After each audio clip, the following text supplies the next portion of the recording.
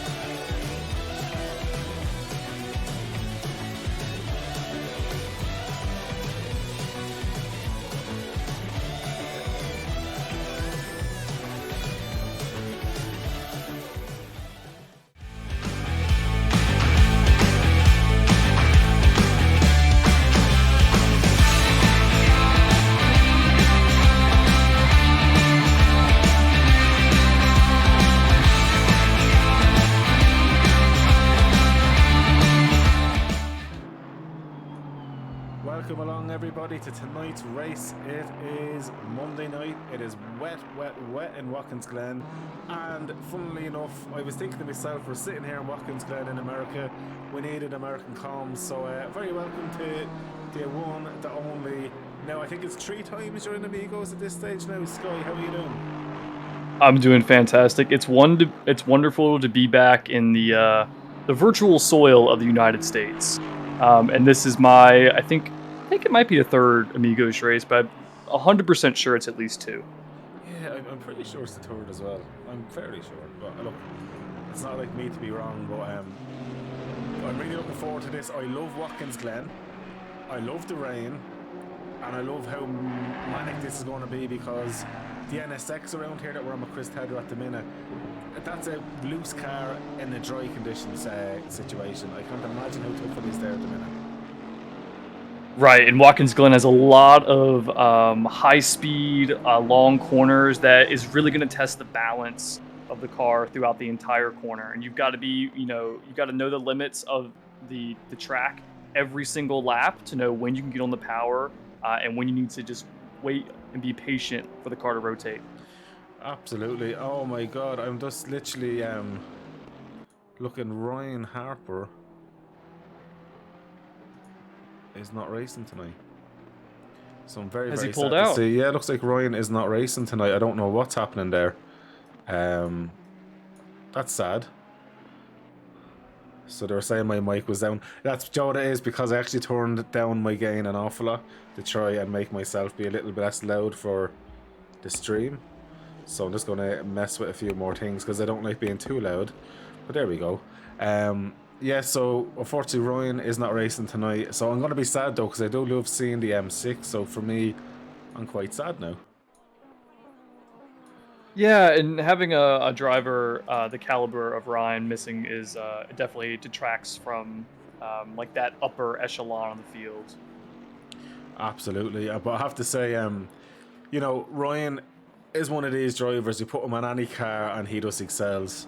And that's why I love seeing him trying something different here. And for the first time, I think he's driving the NSX now in ERA in the coming season. So between Amigos and ERA with all these drivers, including Chris Tedder, it's good to see them kind of coming out of their norms and trying different cars. Matthew Gamble in the Porsche.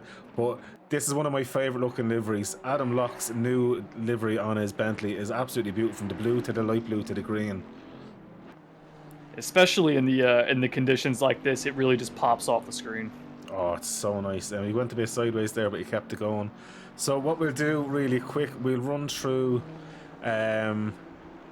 I suppose the standings now. I do have to probably show the standings in, but while I'm doing that and kind of getting that set up, would you mind just telling everyone about who won last week and then what happens to the winners in this race? Right. So we last week we go back to Italy at Imola, and we saw a crazy the race at the end was absolutely insane. For those who were unable to see it, I encourage you to go watch the VOD. But we saw Ross Webster take a commanding victory last weekend, followed by John Dudley and Antonio Asprey. Now, because Ross Webster and John Dudley finished first and second, they will receive success penalties for this week's race.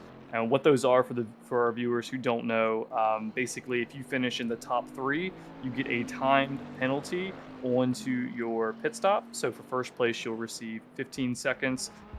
Second place, you'll receive 10 seconds, and third place is 5 seconds. What this does is it basically mixes up the fields and makes it so if you have a success penalty, you're not going to win every single week. So people don't tend to run away with the championship.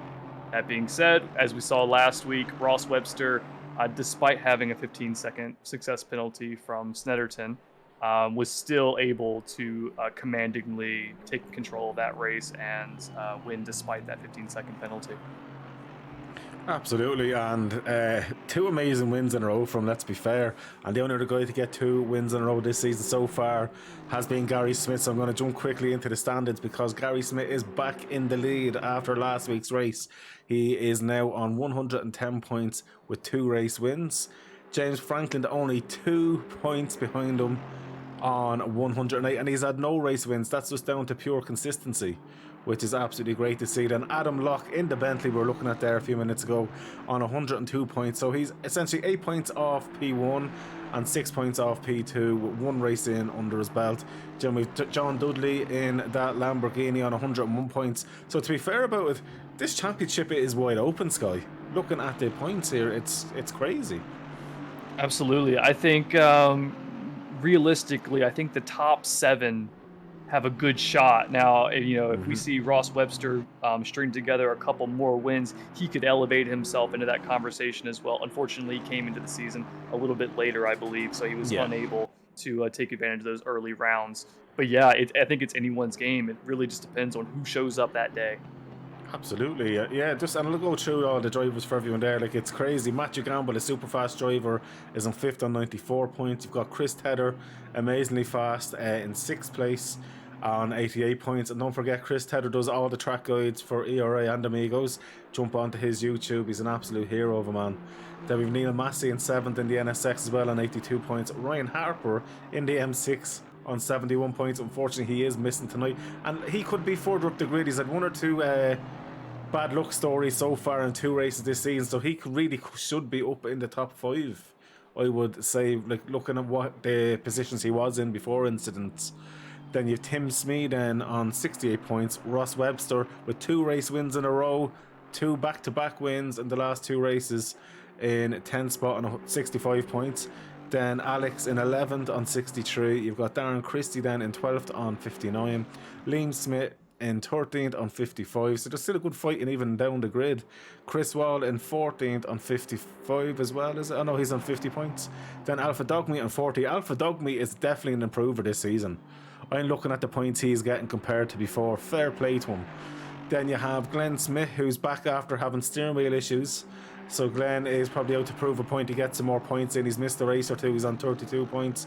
You've got Chris Radmore there on 28. Alex North on 26. Then you have, it looks like, Antonio on 23. Paul Anderson on 21. Goshi on 21. Sam Phillips on 17. Billy Stewart then on 15. Francois, I think it is, on 12. Then you've got Van Garman on 11 with Vermeulen. Pablo Stott. There's actually way more people after signing up to Amigos than I've realised now. Just looking here, there's 34 drivers that have signed up. Hopefully a few more of them do join in tonight. So where was I there with this one? We've Isaac Jordan then at 34th, Kenny's Jr. in 32nd, Andy Bradley in 33rd. Then Renes Martins and Diego Garcia look like they're new joiners by the looks of it. So let's see how they get on. We'll get back onto the race screen so the guys can see the action on the track. So Chris Wall is back after his long breaks. He's saying gonna be slow. Glen says, I've got no point to prove, just want to beat Liam. But he's helping me with that, so Liam must be spinning out there. We love a good brotherly rivalry, don't we? Absolutely, yeah. I think those are some of the best, most friendly rivalries. Absolutely. I wouldn't mind, Jack. They're like two of the most... You couldn't pick a funnier two brothers because they are like best friends as well, which is great. And like they're both characters. I've been lucky enough to do a podcast with both of them now, and they're two gents. Honestly, like Glen is probably one of the soundest people I've ever met, and the conversation I had with him off screen as well was so nice. It was the same as with yourself, Sky. Do you know when you start talking to people after the stream, and the same even with Ryan last week and Liam. It's actually funny. When you go off a podcast, you nearly want to stay recording it because there's so much good information that still comes out after. But these guys are great, and the rivalry, they probably say it's like messing it like a rivalry, but I'm sure the minute the racing is started, it doesn't matter whether you're family, whether you're married to someone, whatever it is. If you're racing them, you're racing them, and that's it. Nothing else matters. Right, yeah. I wish I could speak from experience there with like a sibling rivalry. Unfortunately, I can't. But I've observed plenty throughout sports, mostly in American football. Funny enough, but yeah, I'm sure there are plenty throughout the world. I mean, like the Schumacher brothers is a good example in racing. Absolutely. Yeah, the Schumachers have been great, but nothing on the Smiths. Let's be honest. Yeah, nothing quite beats the Smith rivalry here. No. Whether it's cutting grass or kicking ass, they're always up to something. And where is Liam, speaking of that? There he is in the pits. Beautiful looking car. So Chris Tedder is in pole at the minute. 153.6, and when you see that purple line flashing around the driver, guys, that means they're on a faster lap at the minute, and you see he's up 0.3. So 0.3 of a second at the minute. So it should be fun to see. I went with an orange kind of background and all this stuff tonight, so matches in with his car quite nicely. Ross Webster again in second spot. This guy has been so impressive so far watching, and what I find, Sky, and I don't know if you probably have noticed it as well, his consistency has been faultless. Yeah, even when he's been put into situations where he could make an error, he just seems like just stone cold, ice in his veins, like not fazed by anything. Absolutely, and it's paid dividends so far. And Gary, I think, has realised he really needs to start up in the game as well, because Gary is a super fast driver, and he didn't have an answer last week. I know he was involved in an incident or two as well, so hopefully after Emily he can come back, shake it off and go for it. John Dudley is another guy. He's been hinting at like a race win, but he hasn't quite got there as of yet. But he has been hinting. And I think with drivers who find themselves in the top 5, top 4, the podium range, sometimes it just doesn't fall your way. The wind doesn't blow your direction, and you just have to settle for a podium. It's not meant to be that day. Yeah. The important thing is to just stay consistent, stay in the game, try to make very few mistakes, and be there when the opportunity arises. Absolutely, that's it. Consistency is key, and like especially in Watkins, Glen, and the rain, you can kind of afford to be maybe a half a second slower, because it'll stop you punting off. It'll stop you overdriving that car or clipping a curb that you shouldn't be clipping. Right, like we said, especially when the conditions continue to change throughout the race, we can see on the track now, because we've been running for a while, there is a nice drier line that's been formed. Doesn't have a ton of puddles on it. They're going to be able to push a little bit harder on that line. So like you see here, John doesn't quite take the whole dry line there, so maybe he might be either sacrificing a little speed through there, or he thinks that's a faster way to go. There's normally better grip off the racing line because there's less rubber, so it's It's less slippery, actually, funnily enough, on some corners to actually go off the racing line and use an alternative line where it looks a bit wetter. Sometimes you actually genuinely find more grip. And I've noticed that in sim games now. You see it in real life and it's a true thing, but genuinely I've noticed it in sim games, and especially in this game. I've raced in the wet once or twice, and I've definitely found off the line sometimes it feels to me like there's more grip. Now it could be all in my head, but that's just, I think that it's very realistic that way.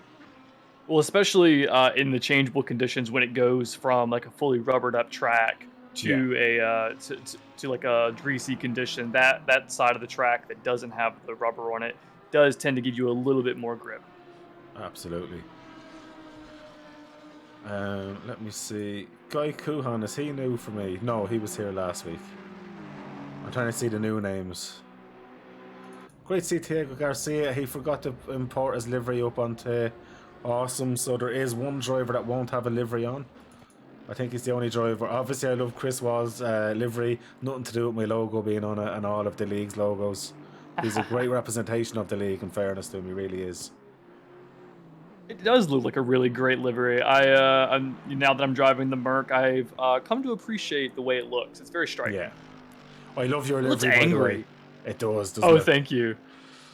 Yours is absolutely the opposite. His looks angry. Yours looks so happy. Right, yeah, mine's all bright and colorful, and yeah.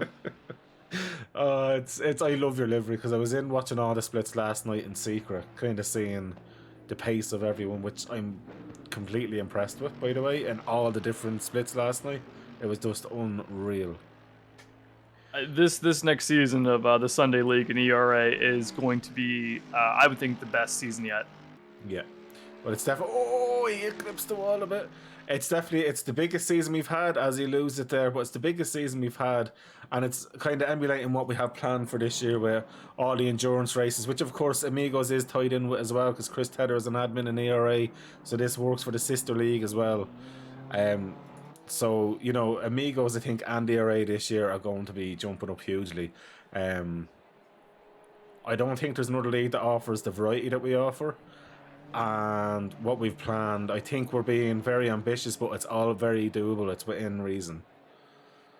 Right. I think one of the key things is how we approach AM drivers. I think I was speaking to one of our newer drivers last week, and they expressed that they joined a league and they were, very slow. They're very new to sim racing. Yeah. And when they approached some of the faster drivers how to get better, they said just to drive better.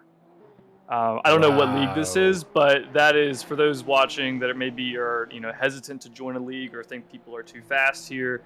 We're not like that. No. We have a bunch of community trainers. I've helped more than a few of our newer drivers, and we're just welcoming for everyone. So we were talking about the speed last night. We have like 3 different splits. Yeah. In ERA, and the bottom split, or the split 3, as our AM drivers, and there's a wide variety of speeds there. Yeah. So there will always be someone for you to race against if you're out there looking for a league. Absolutely, and the same in Amigos as well. Chris and all the guys are very helpful because both leagues all interact with each other, and then we have Eleanor that's come in with us as well, which they've been amazing. With any of our leagues, you're going to have top class coaching because Skylar, you don't sell yourself enough. Sky goes through everything in massive detail. He puts so much into helping drivers. So anyone who wants to join Amigos, ERA, don't be afraid, jump in, because it's open for super fast and also super slow. It doesn't matter. We all have to start somewhere. And unless you take that leap into a league, you're not going to get that, but you're going to come into our leagues with the right guidance, I think, is the biggest key. Just looking there into the chats as well. So the Real Team Gaming afternoon, lads. How are you doing, Real Team? Bro, Skylar's awesome. 100% out of 10. There you go. There's even recommendations in the chat. Brilliant to see. Doc Smith, good man. Liam, how are you doing? Liam Smith for Prime Minister. I agree with that. Sell yourself, you big whore. And then Chris Dancer, Split 3 is the place to be. All the splits are the place to be. There's not one of them that I think is going to be not entertaining this year. And then Ryan's just saying, but in one practice session we got people quicker yesterday just by chatting, and that's not going through Sky's analysis. It's a fact. It's an absolute fact, and that's why I love our communities, because at the end of the day, everyone's out to help each other. There's no such thing as an ego. And to be honest with you, I think it'd be fair to say we accept people that have egos to a point, but, you know, you got to be part of the community and you got to help out. Absolutely. And, you know, like for the split one people, I don't think you can get to that point without having some sort of drive, some sort of ego. You know what I Yeah. mean? I'll share a story real quick. It was the other week before the ERA endurance race at Misano, where it was like myself, Nicholas DeSantis, Chris Tedder, and then Ryan Harper joined at the end. And we were all just going out on the track and setting fastest lap after fastest lap, pushing each other to be that little bit better. And we would Yeah. finish our run, then someone would beat your time, and you're like, I'm not having that. And then you go out and beat that time. And we were just trading back and forth. And I like to say that iron sharpens iron, and that's absolutely the case. 1,000,000%. And Liam hit the nail on the head as well. If you have an ego, prepare to be humbled. That is a fact. But the great thing is, guys, as well, and I'm delighted to announce we now have a commentator for our Split 2 in ERA. He's new, he's only after joining in. I'm going to be going to everything on Friday. So I will say this as well, anyone who wants to do broadcasting as well, I will happily take you under my wing and give you everything you need to get going, and we would support you, you know, as much as possible as well. Like, the great thing about any racing community, whether if you're a racer and you know, that's great, you're obviously going to have a place to race. If you're not a racer and you love to be involved in another way, there's opportunities there in the likes of broadcasting, and even in the likes of doing a bit of stewarding or whatever would tickle your fancy. There's always something in the community for everybody. So don't ever be afraid to join the community. Even if you're not racing, if there's something else you'd like to do, just let us know and have a chat with us. Looking here at the minute, Sky, I think there's a few sandbags until the main quali. What do you reckon? You know, some people might not be showing their full pace, that's for sure.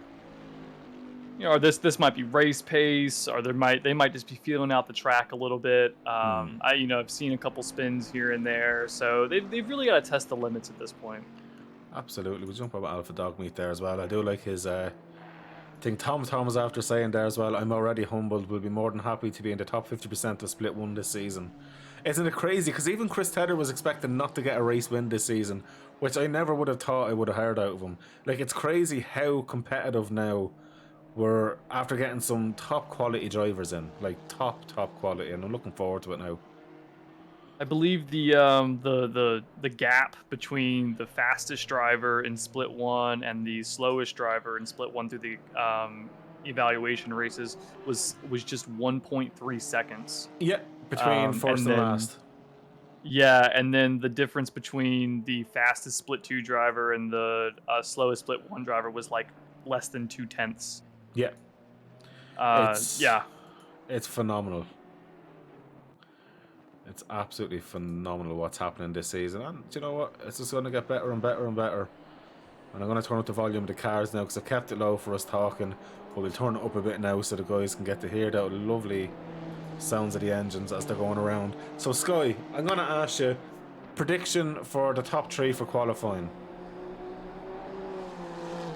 I think we're going to see top 3. I don't know if... The order will be tough. I think we'll see Chris Tedder, Webster, and John Dudley. Okay. I think that'll be the top 3. I'm going to go slightly different here. That's only slightly. I think Gary Smith's going to clinch pole. I reckon Tedder's going to be second and Webster third. Okay. So it's slightly different. But I just have that feeling. But look, come here, I don't think we've ever been right once. Good evening, Daz. For the race win, I'll ask you that after top 3 after qualifying. Yeah, that's a good point. Okay, we can do that. Yeah, let's wait till after qualifying. We can assess our situation then. Well, I mean, my initial thought would be Webster, but he has that 15-second success penalty, and I'm not too sure that these drivers are going to let him get away with that 2 weeks in a row. Yeah, that's... Do you know what I was thinking of for the race win? But I'm thinking 15 seconds around Watkins, Glen, if there's no issues, is a lot to try and pull in the Aston Martin, because it's such a fast-paced track. It would suit the likes of the NSX a bit better.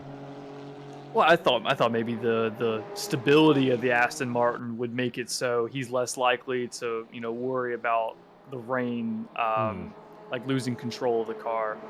Yeah, but these long straights, so there's so many fast corners here as well. What do you like? To be honest with you, if it was me driving, I'd trade off by having the NSX all day long, because it's just so fast. You can live with a bit of looseness if you have that feel, but you gain so much from it. Like, look at Ryan Harper and the NSX there in the evaluations. He was so fast. I think drivers, the skill of Ryan, can drive whatever car they want to drive when they really put their mind to it. True, that's quite true. But Joe, I was actually impressed with as well, and I don't mean to keep talking about the evaluations races in an Amigos race, but the amount of Porsches I've seen for this season is phenomenal. It's pretty insane, honestly, and in every split too. I think that just goes to show like how iconic that those cars are, and like everyone just loves driving it. But in split 2, right, out of all the cars in it, 9 cars were Porsche, 9 were Aston Martin. Yeah, I think it's I think the field this year is a lot of Porsches, Hondas, Aston Martins, and then surprisingly, I've seen quite a few Mercedes. It's good to see the revival of the Mercedes. Well, obviously, one day I'll finally get someone in a Jag, and I think I'll fall in love with them, and they will be my favourite driver ever. One day that'll happen. A real team racing saying it was a Porsche club on the practice server yesterday. He must have been in the split 2. Had to have been, because I counted 9 at one stage and I couldn't get over it.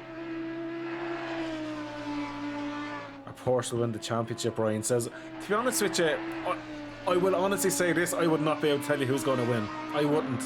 Normally you'd kind of have an idea of 2 or 3 drivers. In every single split, it's too wide open. Would you be able to pick Anton there, Sky, out of all the splits? I mean, I think in split 1, I could probably think of maybe 5 guys who might have that extra 1% over the rest of the field. But man, like, it's just everything is so tight this year. We were talking about it in the Discord. This field is so tight that you're gonna have to be perfect on your pit stop. You're gonna have to make a good strategy call. Stay out of trouble with incidents. Everything is gonna have to be perfect for you. No drive-through penalties for track limits. That might help for some of our drivers. I'll let you guess who I'm talking about there. All these things. It's not only going to be about pace, but this year you've got to be doing the little things right, because those little things are what's going to cost you this year. Ooh, absolutely. I just watched Gary crash into the wall. Top 3 all but yellow flags. Promising, lads, promising. Honestly, it's going to be impossible. And to be honest with you, this race is going to look impossible, because even the fast guys are making mistakes in practice. Maybe they're kind of getting ready for quali and finding out where they can push it. But then again, will the track be the same? You don't know what the track is going to be like, and we're going to find out now in a minute. Well, yeah. So the track, it should stay a little dry, if I'm correct. Let me go back to our schedule here. I'm just looking in the chats there as well. So Ryan was saying, if I was a betting man, Blake or Nick this year. Then Glen was saying, I won't be winning my split. Then Real Team Game and Nick was flying earlier. ND Motorsports. Skyler's got no faith in his fellow Americans. Now, I would love to see American 1, 2, 3 in the standings. Nothing would make me happier than seeing that. But the fact of the matter is, I think there are only like 5 of us in split 1, which is much more than last year. But I don't know. And Ryan just after saying, if Sky took a better car, he'd be contending. I think that's going to cost him. Interesting. I think the Mercedes is quite a well-rounded car. A lot of people seem to give it stick for being a bit loose. To be honest with you, I think that's a very stable car, because it can take the curves, it can take kind of mid-speed corners quite fast as well. I think that's one of the... I'd say it's probably one of the best kind of balanced cars as well, but having a bit more speed than the likes of the Aston and that. I think it's a little bit faster. Well, so what I've found switching from the Aston to the Mercedes as we switch over, we're about to switch over to qualifying, Yep. is that the Aston is very typical front engine. You know, it Yeah. kind of plows through the corners. It's very stable. It takes the curbs well. The Mercedes, the engine is actually pretty close to being a mid-engine, but it's more of it has obviously is a front-biased mid-engine, Yeah. and that means it rotates a bit better than the Aston, but at the cost of it being a little bit more unstable. That being said, compared to the other mid-engines, it does take curbs a lot better. I think that'll help me around tracks such as Imola and Zolder for sure. Oh yeah, 100%. Wayne is racing. The last league I was in, they done live stewarding. That worked well, to be honest with you. But we have a stewarding team that looks after everything after post race, and it works absolutely fine as well. Our stewards are absolutely amazing, but they're amazingly fair as well. They look at everything properly, in depth, and there's a full. When the stewards report's released, it's like a full proper, like literally, I think frame from frame nearly breakdown of the reason why they decide what they decide. So no one can really argue it as well, which is great. So the way we do it, shooting is great. Live shooting is grand, but I like the way we do it because it gives you more time to kind of analyse it properly and look at it from both views. I don't know if you would agree with that, Sky. I think both of them have their place, for sure. I think in an ideal scenario, we would have both. But the fact of the matter is that we are still, even though we've had a massive bit of growth coming into this season, we are actually a very small league with not a ton of resources. But we are growing, we are improving. I mean, just from last year to this year, I think we've made significant strides in multiple areas. Absolutely. I just want to say thanks to Stacey there for giving a sub there as well. Thank you so much. And Daz says the reports are awesome. And Wayne is saying, you know, you've got good drivers when they let cars pass, etc. To be honest with you, that is why I love ERA and Amigos so much. And you've sold your rig. If you're Wayne, if racing, if you're into broadcasting, if you'd like to do a bit of commentary work, we are looking for a commentator on Split 3, and I will give you everything you need to get commentating if you like, because all of our splits are stacked. Don't be afraid to give me a message afterwards. I'd be happy if you do want to get involved in some way. But look, we're on with the first quali lap here with Mr. Tedder, and he is flying out there. We know he does like Watkins, Glen. And that's one of the reasons I picked him up in my my top 3 to qualify. I do know this is one of his favorite tracks. It's one of the tracks that he feels the most confident on, and he's also good in the rain. So I think the combination of things will see him do fairly well today. It's extremely wet there, though. Looking at the track, it's so wet out there. Right, we got to keep an eye on the times here because it's wet, and we've gone from a Saturday qualifying or practice session to a Sunday qualifying session. Yeah. The track has lost its drier line, and as the session goes on, the times will start to fall as some of that water is cleared off. Absolutely. Well, it's looking quite wet out there. Even on the splitter cam I went on to for a minute. I think it's an exploration lap. I think this lap from maybe. Obviously he'll give it as much as he can, but I think he's going to find out where the grip is now, because that would have drastically changed from the last session. For sure, and looking at the weather here, it appears that, well, we're not quite going to get heavier rain. We're only going to have light rain throughout this session. Yeah. But it does look like the weather is going to increase at the end of the session. So where does Tedder go on the board? At 152.2. Now that's a lap. So what can Franklin and all do now? So they were over about a second off. So let me see. We're going to jump on now with Glen Smith as he crosses the line. Webster only did one lap there. He did an out lap and then a flying lap and then came back to the pit. So maybe his tire pressures were off. The track is rather cold right now. So we might see more and more drivers do that to get their pressures right for this race. Just on with Gary Smith here. I do expect him to be up there. So we'll have to see what he does here as well. And Sky, real team racing, or real team gaming, sorry, said Sky hit a 59 flat in Zandvoort, just to let you know. Or 39 flat, he said. Sorry. Oh, and good job, man. Hell yeah. Keep at it. Obviously one of your students. Yeah, he'll, it should be Liam, I believe, but a different Liam, obviously. Yeah. Not the Liam in the race now. And he's very new to sim racing, so we're working with him on, just the basics, car control, his vision, the racing line. These are the important things for very new drivers. Absolutely.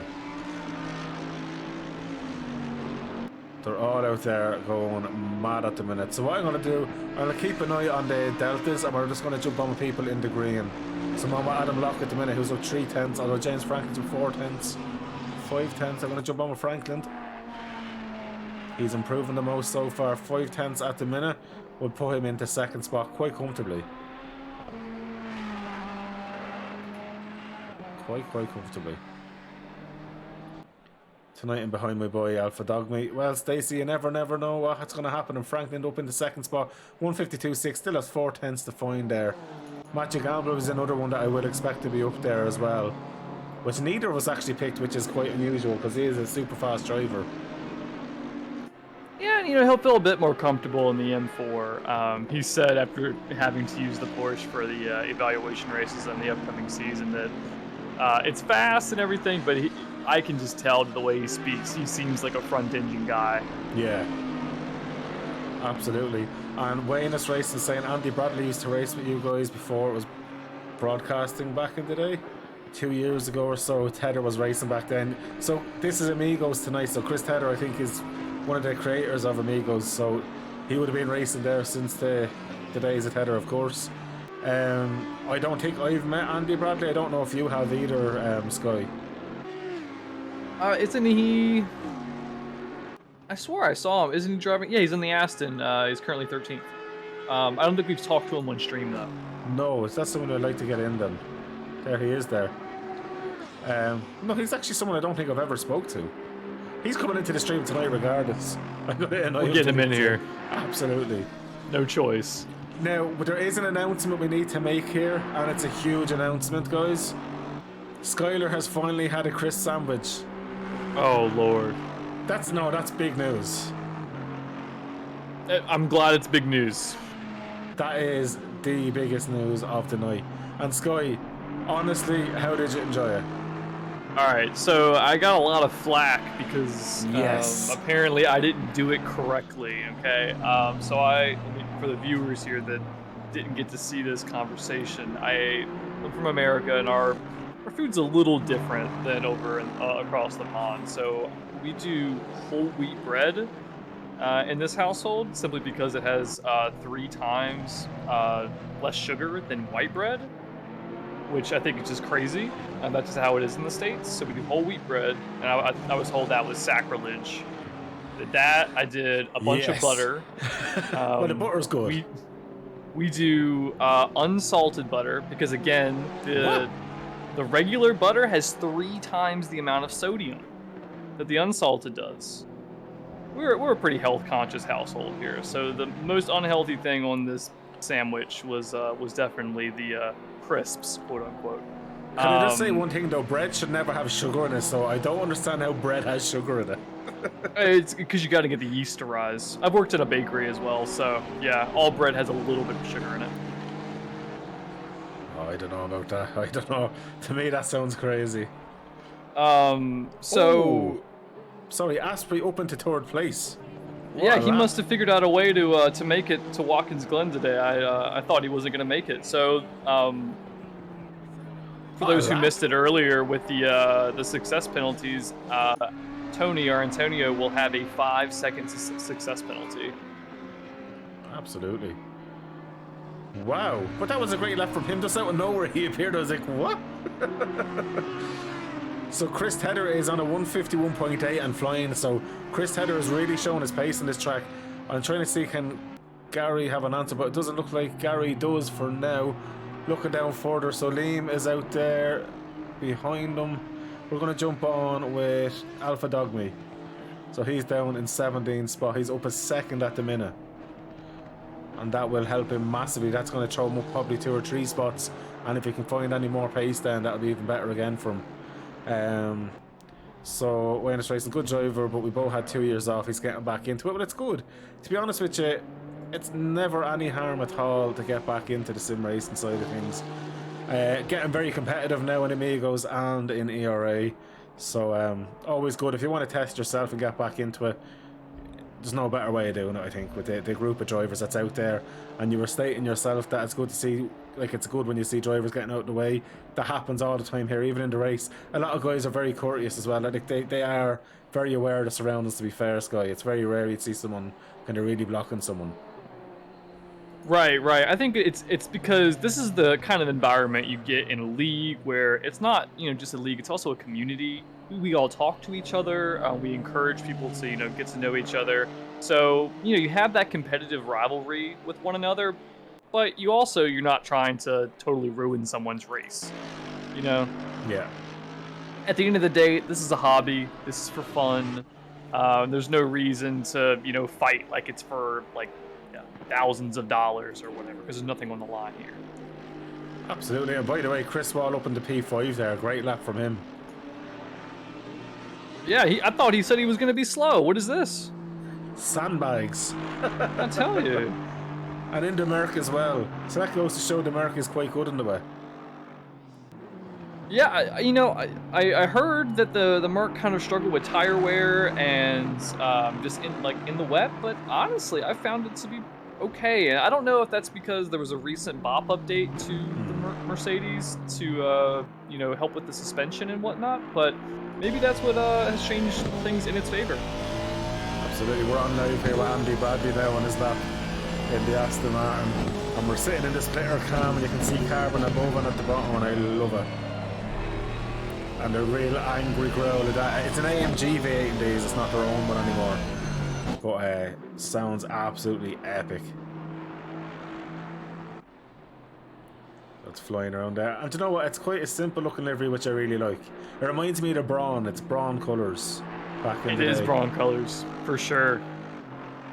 That might be a question we need to ask him if that's the inspiration for it. Absolutely.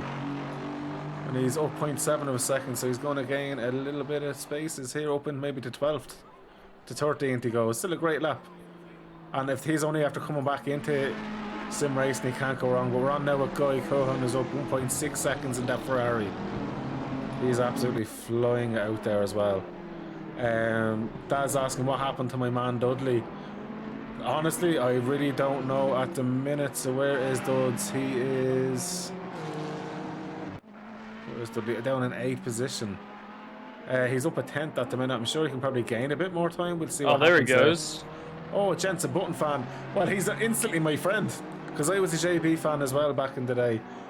What I loved about him, he loved these conditions. For me, what sticks out was, remember when in Canada, he went from last to about 12th to last to a puncture, crashing with Lewis to winning the race on the last lap with Vettel.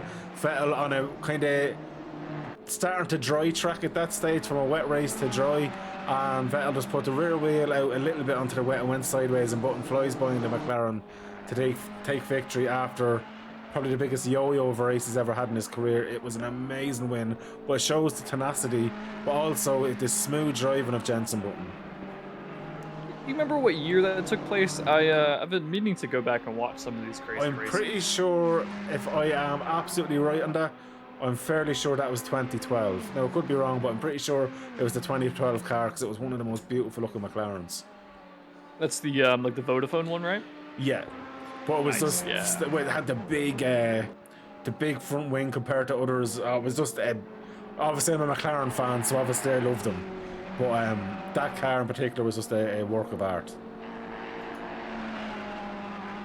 Well, Chris Tedder is getting super fast here now, 151.4, and he's already 0.3 up again. Closing into the end of the qualifying session here, so people are going to be on their either their final lap now, or they're going to have one lap to go. So they've really got to make it count. Absolutely, 36 seconds left. Chris is after losing an awful lot of time there, but he's gaining a bit back now. But I have a feeling he's not going to improve on this lap.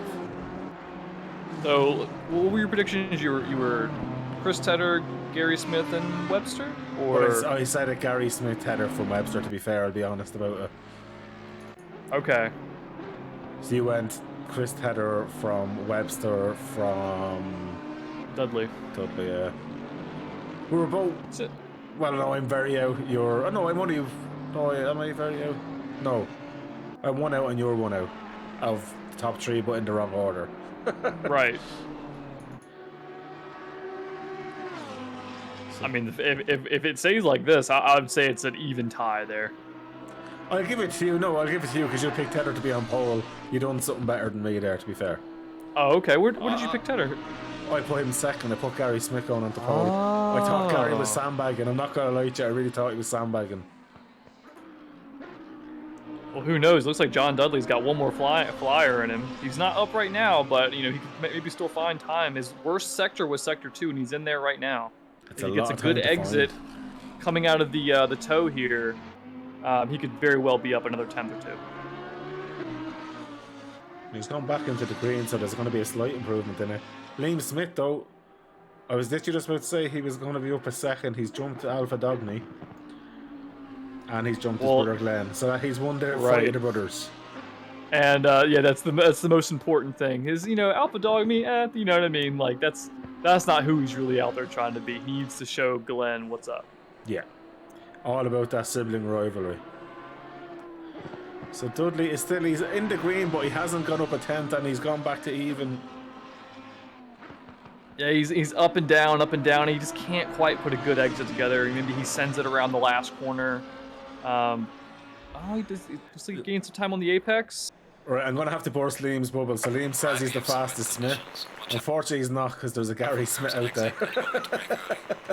Very true, very true. I just thought I'd do that to him. So, guys, there we have it. We're going to just do the race intro now just to get that out of the way because I think we've not got a proper race intro done the last 2 races because it's jumped a bit quicker than we thought. And then we'll kind of discuss really quick what happened in qualifying then.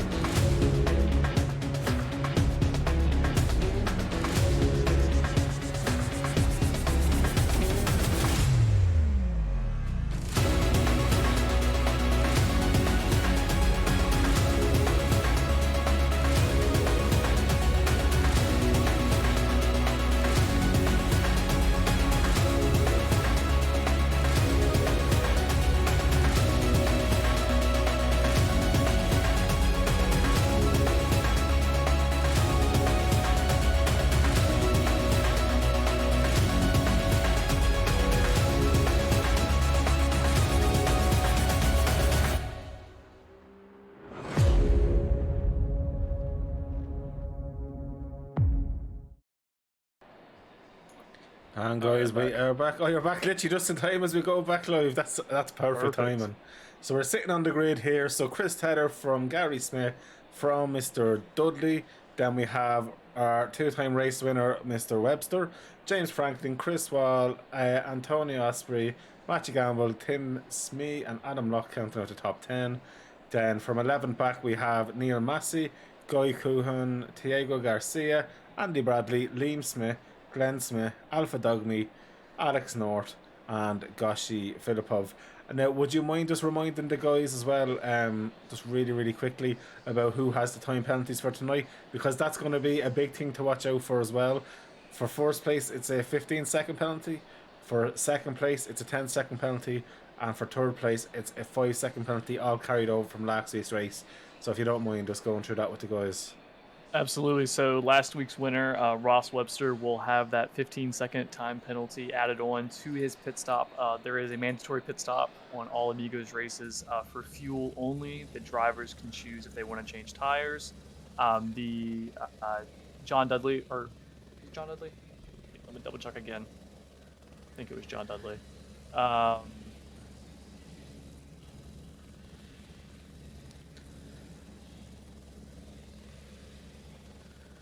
Yes, I was correct. Yeah. John Dudley has a 10-second time penalty for coming in second in last week's race, and then Antonio Asprey has a 5-second time penalty for coming in third. Wow. And just so you know, for anyone watching so far, it looks like I put up a poll because Liam said he's the fastest Smith, and we reminded him of Gary.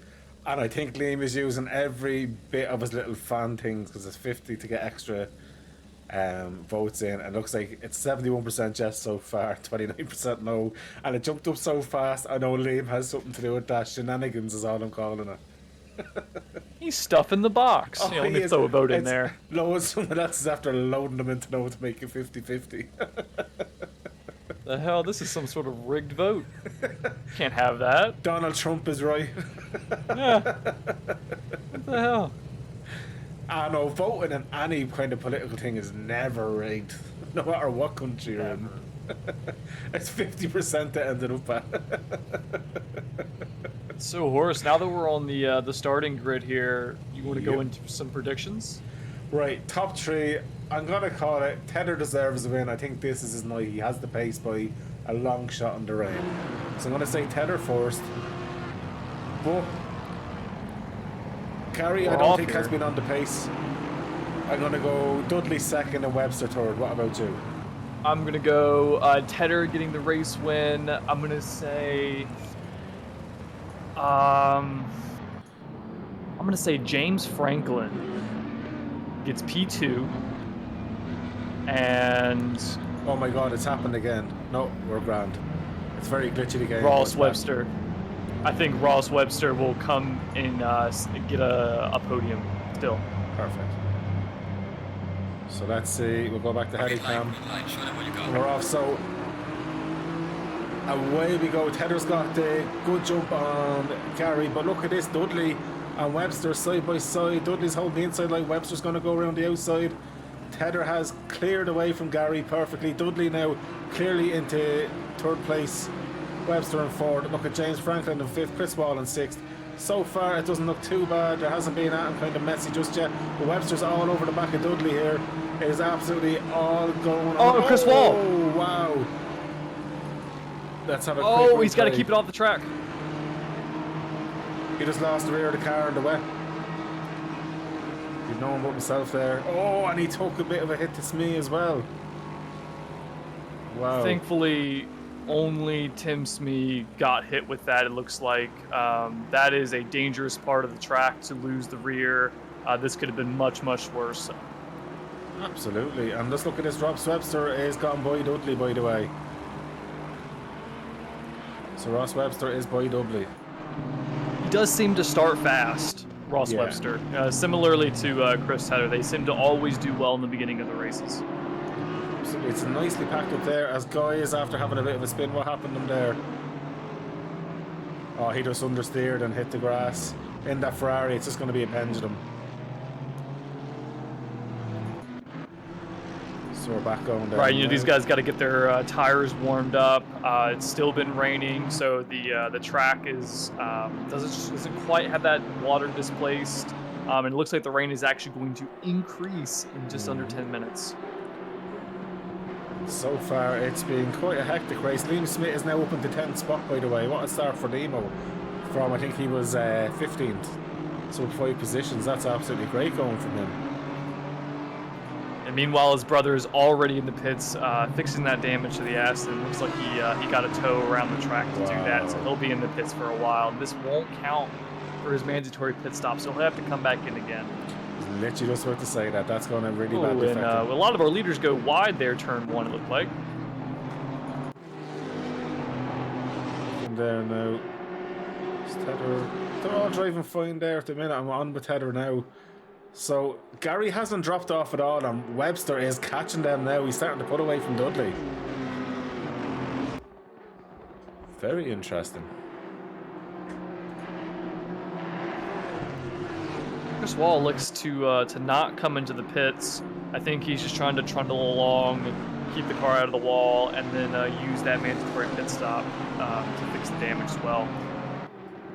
So guys are saying the stream is lagging.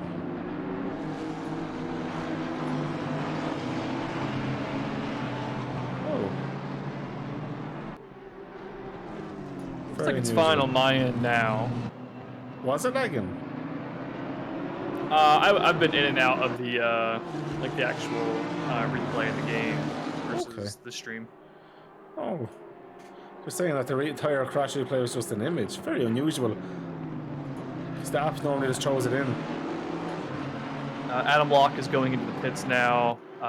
He must have had some damage on lap 1. His front splitter as well as rear does seem to have taken some damage. That's quite a tough one for Adam Locke as well. There's Chris getting on. So Chris is back on, not a bother. Going back up though. Antonio Asprey here in 5th, 3/10 off Mr. John Dudley. That's a great little battle going on there. Webster kind of breaking the toe. I don't know why he's going that far out. Hardly. Gary Smith gets fastest lap 154.720. But it's hardly a case of tyres overheating already that he's going into the... Oh! Asprey gets caught out by Dudley there, and there's nothing he could do because Dudley kind of lost it a little bit there, and then he ends up losing it, avoiding any contact really. That is quite tough luck for him. Look at this though. Well, he does keep it out the wall, thankfully. So his race isn't quite over, but he does have that 5 second success penalty, and that was a bad place to lose it because he can't back up here. No, not at all. Oh, that's so tough. So Asprey has the fastest lap there. 154.425 it was as well. But Chris Tedder here, he seems to be a lot stronger in the first sector, but it seems to me then that Gary pulls it back, so it goes to show the difference of the stability of maybe the Audi in certain corners. So look at that. Chris takes such a wider line there and loses 6/10 in one corner. Right, and I'm not sure how slick that curb is on the outside of, I guess that's the knee, of turn 5, basically. But that could be somewhere where he's losing time if he's taking too much of that curb. He's not getting the traction down. Absolutely. But he seems to be fine again after that one corner, so I'm just wondering, is he struggling there? It's possible. Maybe it's something in the setup. Maybe he just doesn't have the correct line there. He can't get a feel for the grip. That's very unusual. So guys are saying it's only laggy when it jumps into replays. It's always Amigos on Mondays that something happens with the software. But I will have a look at that properly just to see. Now it could be a case. By the way, guys, this is the first week running in ACC 1440p at 60 FPS. So the stream is being broadcast in higher quality again than normal. So that possibly might maybe be something to do with it. I'm not sure. Potentially. It's worth noting, Chris Wall has served his mandatory pit stop. He's still in the pits now. Adam Locke has done his pit, but that critically did not count as his mandatory pit stop, so he will have to go in again. Okay. I mean, Glen Smith is still in the pits with repairs. Oh, Glen's having a mare of a race, so...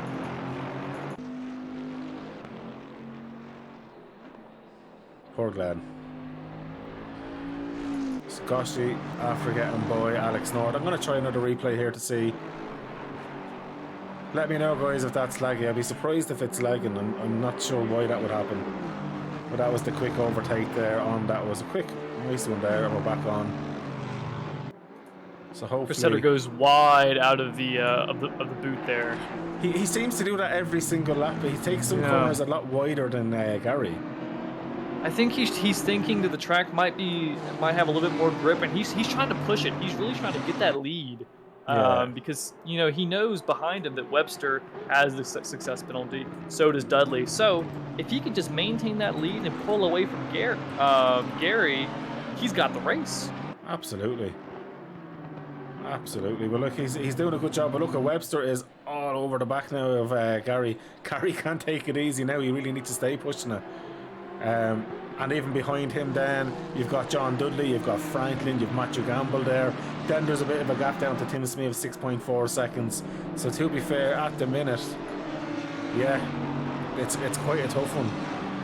So what I'm going to do as well for the guys watching, I'm just going to put on current laps live so people can see the lap times that the guys are doing and compare as well as they're watching. Now that we are into the things have sort of settled down, the races, kind of, people are having their own little battles. Yeah. Biggest winners, Filipov is up 7 spots, and Andy Bradley, I believe, is up 5 spots. Obviously, no small thanks to Chris Wall, Adam Locke, Glenn Smith, and Garcia having issues at the start of the race.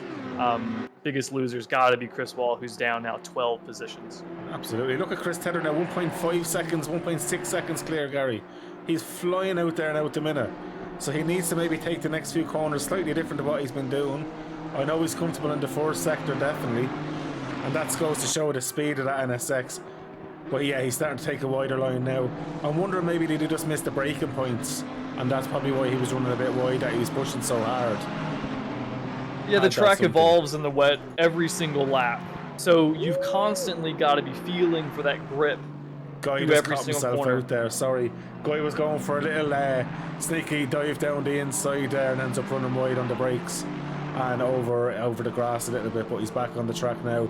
So the guy lives to fight another day against Alex North.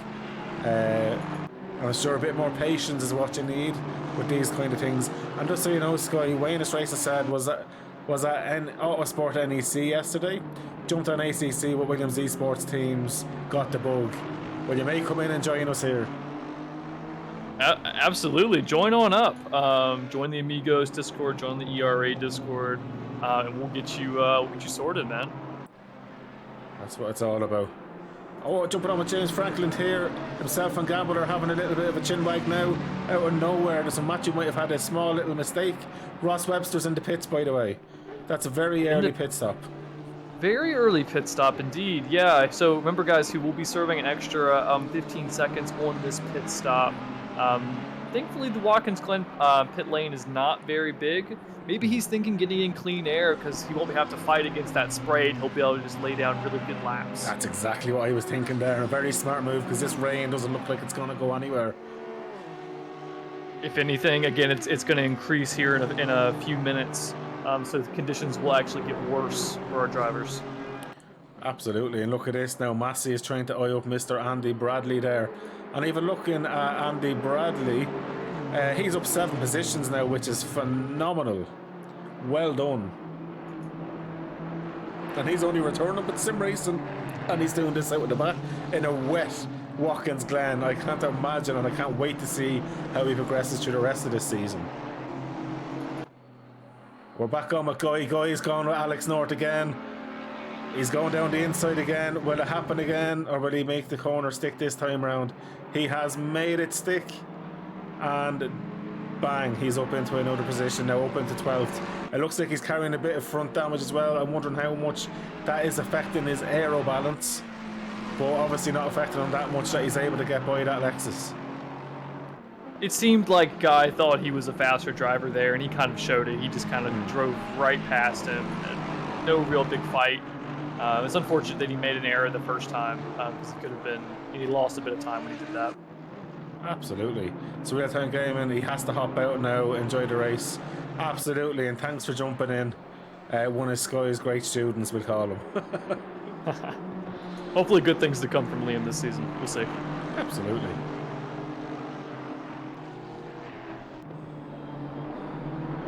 So I'm on here with Bradley at the minute. He's got Tim Smee ahead of him and Massey behind him. And it's one of the closest kind of battles on track. Although Franklin, it looks like he wants to take a bit of an interest in Gamble, but he's biding his time by the looks of it. Chris Tedder now is 2.5 seconds clear of Gary Smith, who's 3.8 seconds clear of Dudley. So it is starting to spread out now, and I think Webster done a great thing, because if Webster genuinely has a lot more pace than Gary, getting that free air, he could even jump out ahead of Chris Tedder by the time Tedder pits. You don't know, it depends. Right, it's very possible. Right now, Webster, he actually doesn't have maybe the clear air he thought he was going to get. He's between Chris Wall and Alpha Dog Meat, Okay. so he is going to have to get past him. I do think Chris Webster does have the, or Ross Webster, not Chris Webster, has the pace to get past Alpha Dog Meat without having to do too much work. Yeah, and I'm just on board here now, Andy Bradley, who is attacking Tim Smee a bit here now. So Tim Smee in that BMW. It's a very stable car against another very stable Aston Martin, but I think the Aston Martin seems to have a little bit more grunt than the M4 in a straight line, if I'm correct. It definitely does. Yeah, the Aston will have more straight line top end speed, but the BMW is typically able to get out of corners a little bit better. Yeah. The Aston is very stable, but if you don't carry that speed all the way through the corner, the engine at the low end is not very powerful, so you don't have that grunt, that push out of the corners that the BMW has. Absolutely. I'm going to jump over Ross Webster now because it looks like he's going to make the move on Alpha Dog Meat, and he does. Alpha Dog Meat runs a bit wide. You'd nearly kind of think Dog Meat was maybe getting a bit out of the way as well. Dog Meat's a very aware driver, and if he sees a fast name behind him, he never loses time fighting a battle. He knows he may not lose. He's going to focus or win. He's going to focus on the race that needs to be done. But Aspie's after getting by Liam Smith. Let's get a replay into that. So Aspie just got the inside line and Liam just ran a bit wide, and that's what happened there. But James Franklin did go yellow there. So let's jump on. Oh, I got a little bit of that. We'll go back 30 seconds for this one. So let's jump on to James Franklin. So James is happy enough driving along. Happy as Larry. Oh, there goes my pick. Yeah. So Franklin is fine there. Is it the curbs on the exit? Yes. The curbs on the exit decided to kill him. Yeah, that's the thing. You know, in these wet conditions, you have to use a little bit of the curb to use the full load with the track. That's the risk you take. You got to make sure you have that steering. That slowed him down the whole way down that main straight. That, and he has to go the entire lap before he can get to the pits. Absolutely. So sorry, I was on there. Goshi Filipov is in the pits now as well. So Matthew Gamble 1.3 seconds off Dudley. Gamble starting to jump back into this now as well. We Matthew. See, Matthew is a super fast driver as well. And to be honest with you, I think the competition's ramped up this season. I was expecting him to have a race win by now because he was doing very good at the end of last season. But it's one of these things, he needs just to keep his head down and focus. Now, with the car change, I'm wondering, is he struggling a bit by jumping into Porsche for Sundays and jumping into this on the Mondays? Has that played anything got to do with it? You know, the front engine, rear engine, the difference in them, it requires a completely different driving style and understanding of the cars. So I can definitely see how going from one extreme to the other. And Smee just overtakes Franklin, by the way. Two cars having front damage on both of them. With him, Smee is flew, and it looks like Franklin might be going for the pits. He is. So Franklin is now in. That's definitely the smart play here. Curiously, Filipov had a longer pit stop than Ross Webster, even with the success penalty that Webster would have had to serve. He had a bit of damage on him though. He must have had. Oh, he did. It was good bit of damage. Asprey now is on the back of Massey again, so Asprey kind of got himself a little bit loose. He was very close to Massey. He got a bit sideways in one corner. He dropped off to about a second again, and within a lap, he's already back on top of this. So let's see what Asprey can do here. Now it's NSX versus NSX here. Who is the last of the late breakers? He has the toe. He has the inside line. Massey kind of has to give a little bit of leeway, but Massey's done a great job. Great driving for both of them. They were spatial awareness, and it's one of those things. It just didn't work out this time round for him.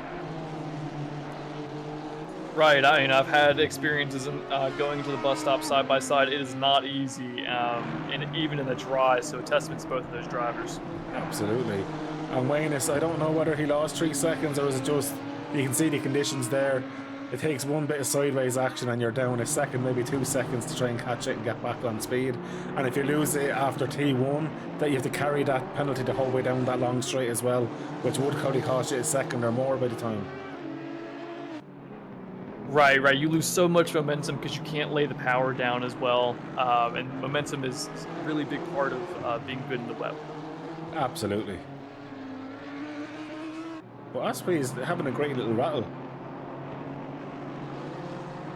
Yeah, I think he needs to get past Massey here, though, with that success penalty. It's only 5 seconds, but you know he's battling here. But if he were to pit now, he's gonna have to get all the way up close.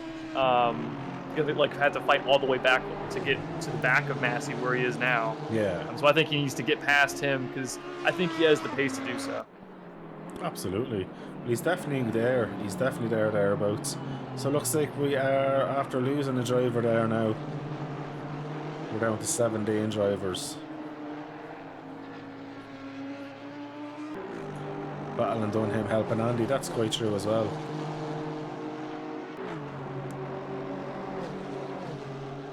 So Asprey and Gamble are definitely the closest battles, but Gamble is a little bit further off. So if I was Asprey here, I think he's figured out now where he is quicker than Massey, because he keeps going in and out. I think he needs to focus on where his weak points are for a few laps and figure out where Massey has the speed, as Bradley has lost out. So let's go back 30 seconds of Bradley and see what happened. So on with Bradley going down onto the main straight. He's got about a 2 second gap to the guys behind. Must have lost in the bus stop. I was just about to say the curb has to be one of the curbs. So going in, yeah, so he got it wrong on that curb, which sent him sideways. He ran too much of it. Now, fair play to him. He's kept out of the walls and kept any damage from happening. Lost 2 positions and didn't lose too much time. So do you know what? That's an area you can live with because it hasn't cost you too much time, and the damage is the main part here. Exactly, yeah. That's the last thing you want in a race like this, is to have that damage. Not only is then pretty much have to pit. Any sort of damage in the wet, it gets magnified. Yeah. Unless you're Colin McRae. Yeah.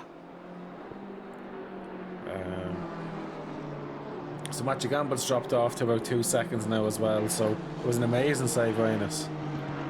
Amazing save.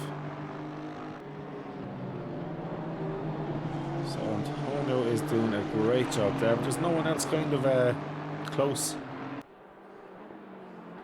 What's tough in the wet? I think people might be looking at different strategies at this point. Maybe we see Tony go in the pits now, Ooh, and he gets a run. He does indeed, and it looks like this is going to affect Massey the whole way down because, well, the only thing is Massey will have to tow to help him back a little bit, but Asprey's finally by. Can he stay by? Now he's trying to stretch his legs out and build that gap and go catch Tim Speak. Absolutely, looking back there now. He's got about a 3 second gap to make up there, but I think he can do it, especially since Speed does have a bit of damage. Look how wet that track is though off the racing line as well. And those curbs are as glossy. They definitely don't want to go out there, and that makes passing here just that that's much more difficult. If you want to go side by side through the toe or the boot or the heel, it's going to be even more difficult than it would be if it was dry. Absolutely. Look at Chris Tedder now, 4.4 seconds clear of Gary Smith, who's 5.4 seconds clear of Dudley. So these guys are definitely stretching out now. Tedder is definitely so far being master of the class. We're only 20 minutes into this hour-long race. 21 minutes now, should I say. Let's see. Looking at the lap times, he's just been so consistent lap after lap. Gary was able to pull up a few hundredths last lap, but he's going to need to do more than that to catch Chris by the end of this race. You compare the last lap, Chris Tedder 153.682, Gary a 154.555. And that's the thing, Chris has been able to get into those 153s where Gary just hasn't. Yeah. So Chris is kind of sticking to Chris. Last lap before that was a 154, so he's gone back into the 153. So, he's consistently either on the pace of Gary or pulling out. And as you see there, he's nearly 5 seconds clear now. And this NSX, though, once you get a good run out of T1 there, that's just a beast in a straight line. The acceleration is just so good. Chris seems to be in a class of his own today. I don't think I've seen anyone else really touch the 53s. If so, definitely not multiple times. There doesn't look like there's anyone else out there near a 50. Well, sorry, there is another 53 Asprey, 153.8 though. So still 4 tenths down on what Chris is doing on the fastest one. But Chris is consistently, as you say, staying in the 153s and early 154s. While others are kind of, the late 153 obviously for Asprey, but most people are in the 154s, 155s. Yeah, and Tony is closing up on Smee pretty rapidly, gaining just under 2 seconds in the last lap, and he's eating into Smee's time. It's seemingly every corner. Absolutely, and he's after pulling now 2.8 seconds clear of Massey as well, which is huge. So it does go to show Massey was holding him up. Yeah, and, this might end up being a race of what could have been for Tony if he hadn't had that little bobble there at the exit of turn 1. Also, what I will note is this. We're thinking that it's kind of spread out now. Don't forget, a good few people have already pitted. Right. So let's see, after, as Chris Tedder, another fast lap at 53.345. Okay, Chris, he's setting the bar nearly each lap now at this stage. He's something to prove. 6.1 seconds clear of Gary now. A second in a lap. That is huge. Yeah, so unless Tedder makes a mistake here, I think it's gonna be really hard for Gary to catch him. Absolutely. Absolutely. So I was just replying, I got a message from ERC Tiny just about the comms I'm doing on Wednesday nights for the Formula 1 there. We're going to be running highlights of the previous race stream as well now in the build-up, so not a bad idea. Let me see what is happening on the track. So this is still the closest race, and Osprey's going to go for it now. He's got the better run on Smee here, and he's looking like he's got the head boy. Smee's still holding that inside line, but Osprey's just too fast. Smee just gives up on trying to even go for the dive. Yeah, I have to wonder if the damage Smee's carrying is hurting his top speed, because that was easy. And it shouldn't be quite that easy. I'd say, in fairness, that the front of that car does look quite roughed up. But I have to say, he was very unlucky, Smee, because he came across that accident with Chris Wall. And unfortunately, Wall was a passenger at that stage when Smee came across it. So Smee, he seems to do have the talent of, even with a damaged car, to still be able to drive it at quite a decent level. And I will give him that. I think he's doing a phenomenal job out there in such tricky conditions in that M4. But I think the tricky conditions dampen the overall time you lose, but can obviously height, as you were saying, then the feeling of understeer and stuff like that. So some people can kind of live with that damage and drive a little bit slower, because sometimes a little bit slower on these tracks is more consistent. As Chris Tedder at 152.940 in the race. 25 minutes literally just gone. The guy's just in another world. But then again, Gary Smith's broke into the 153.8s now as well. I think the track is starting to dry out a little bit. There's been some water displacement at this point, so we should start to see times continue to fall. There's actually a few now in the 53s. Right, yeah. So I think the rain is lightening up just a little bit, so that'll help the drivers out for sure. Absolutely, and Ross Webster 153.5. He's after doing. Be interesting to see where Ross comes out here once the rest of the top 10. Finish their pit stops. He's only 2 seconds behind Guy and about 20 seconds down, or a little under 20 seconds down. You think sixth? Yeah, that seems about right. Liam, when he did his pit stop, he was about 51 seconds. So that's curious. I wonder what happened to Liam. I wonder if he had damage to fix or something, because it's curious that a lot of these guys are having to pit longer than. Well, his stop though was only 9.7 seconds. Liam Smith's. So maybe his entry was just really, really slow. Could have been a bad pit box. Exactly. Right.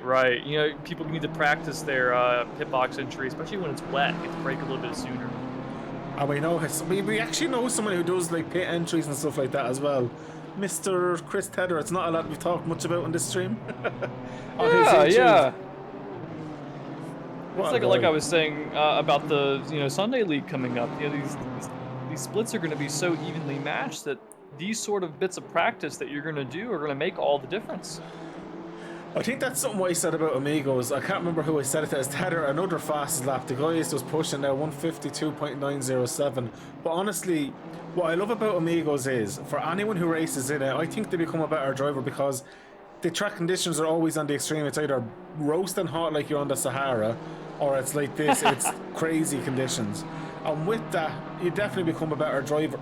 You learn setups more, you learn how to deal with tyres that are just crying out for either more heat or to cool down, but you learn how to deal with it in a race condition. Like, I just think it's the kind of league that preps you to be a better driver. You're totally right. Gary entered the pits.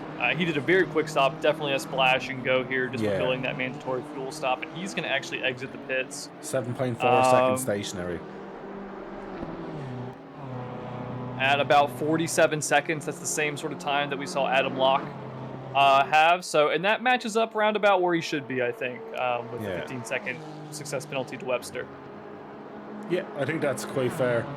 So, interesting though, Webster didn't really pull too much time. Webster pulled about a second on Gary, that was it. Well, pitting that bit earlier, but at least in free air, he hasn't kind of had to be over driving or anything as well, so he's probably done the better option. Right now, it's like Webster is just over 12 seconds behind Gary Smith here. He might be able to challenge him towards the end, but that 12 seconds is a little big gap. Look at Liam getting close to North here. The grass cutter himself. I know, I do love Liam. I've said it a million times and I'll say it again. None of his races have shown us how good of a driver he is, and he's definitely driving his heart out tonight. He's having a great race so far.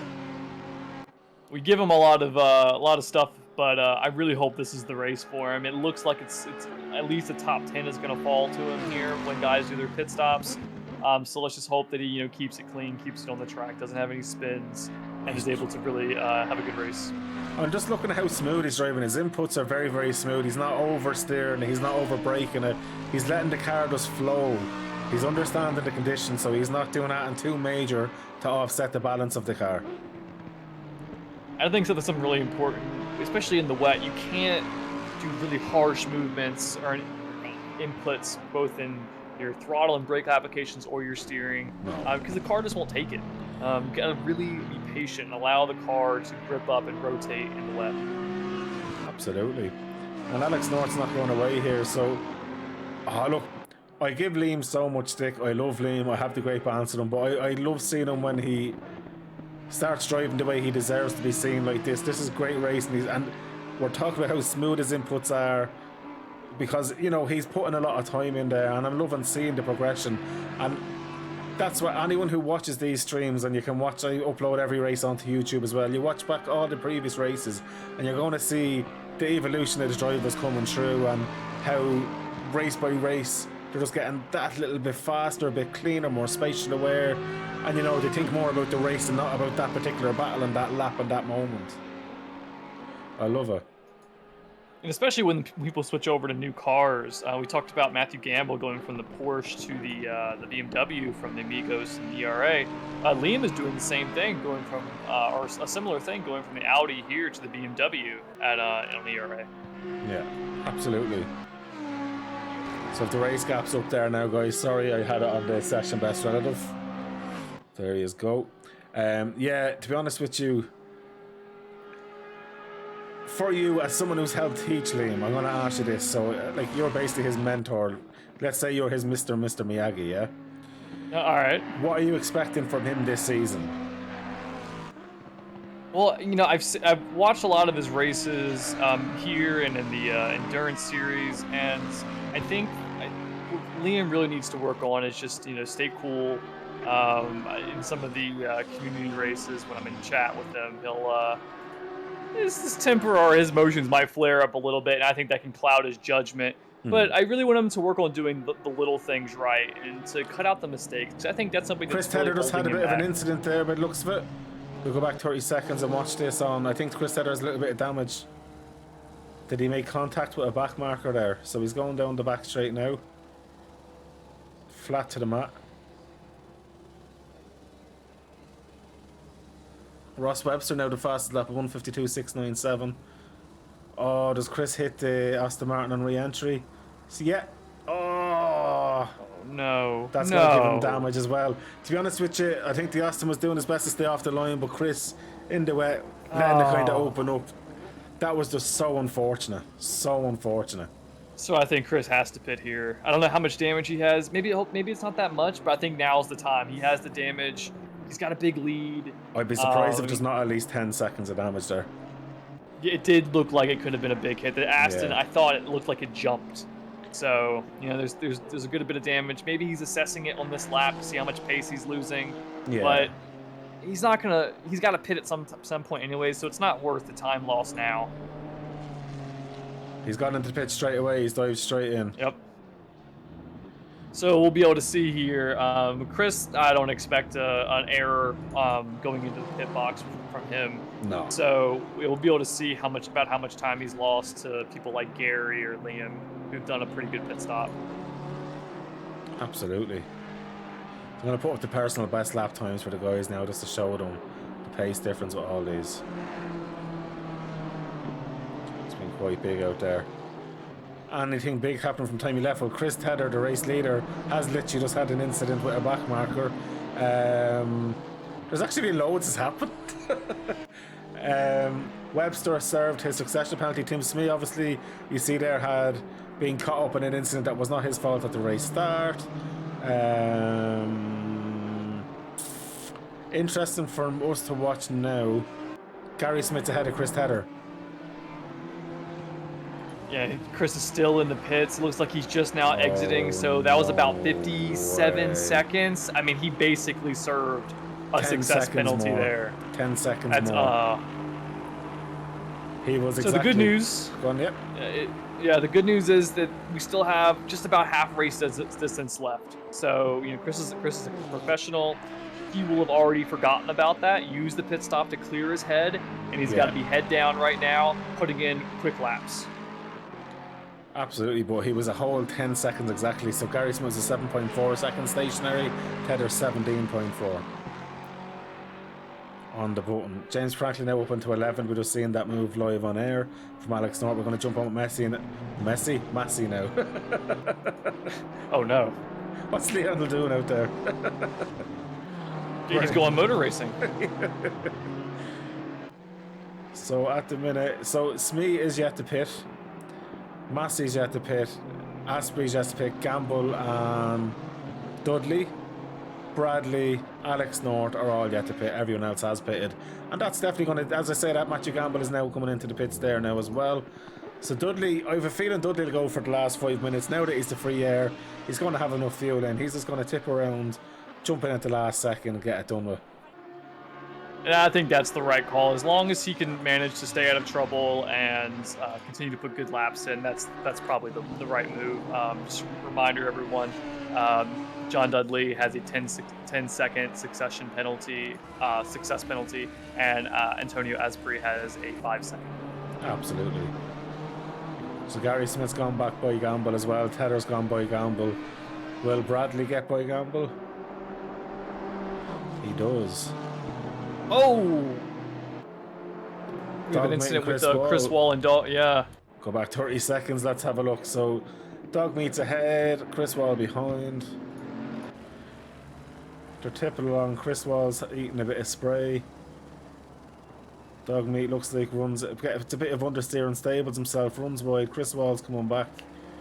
Chris Wall has a better drive out. Dog Meat. Oh, Dog Meat just turns it. I don't think Dog Meat expected Chris Wall to be there.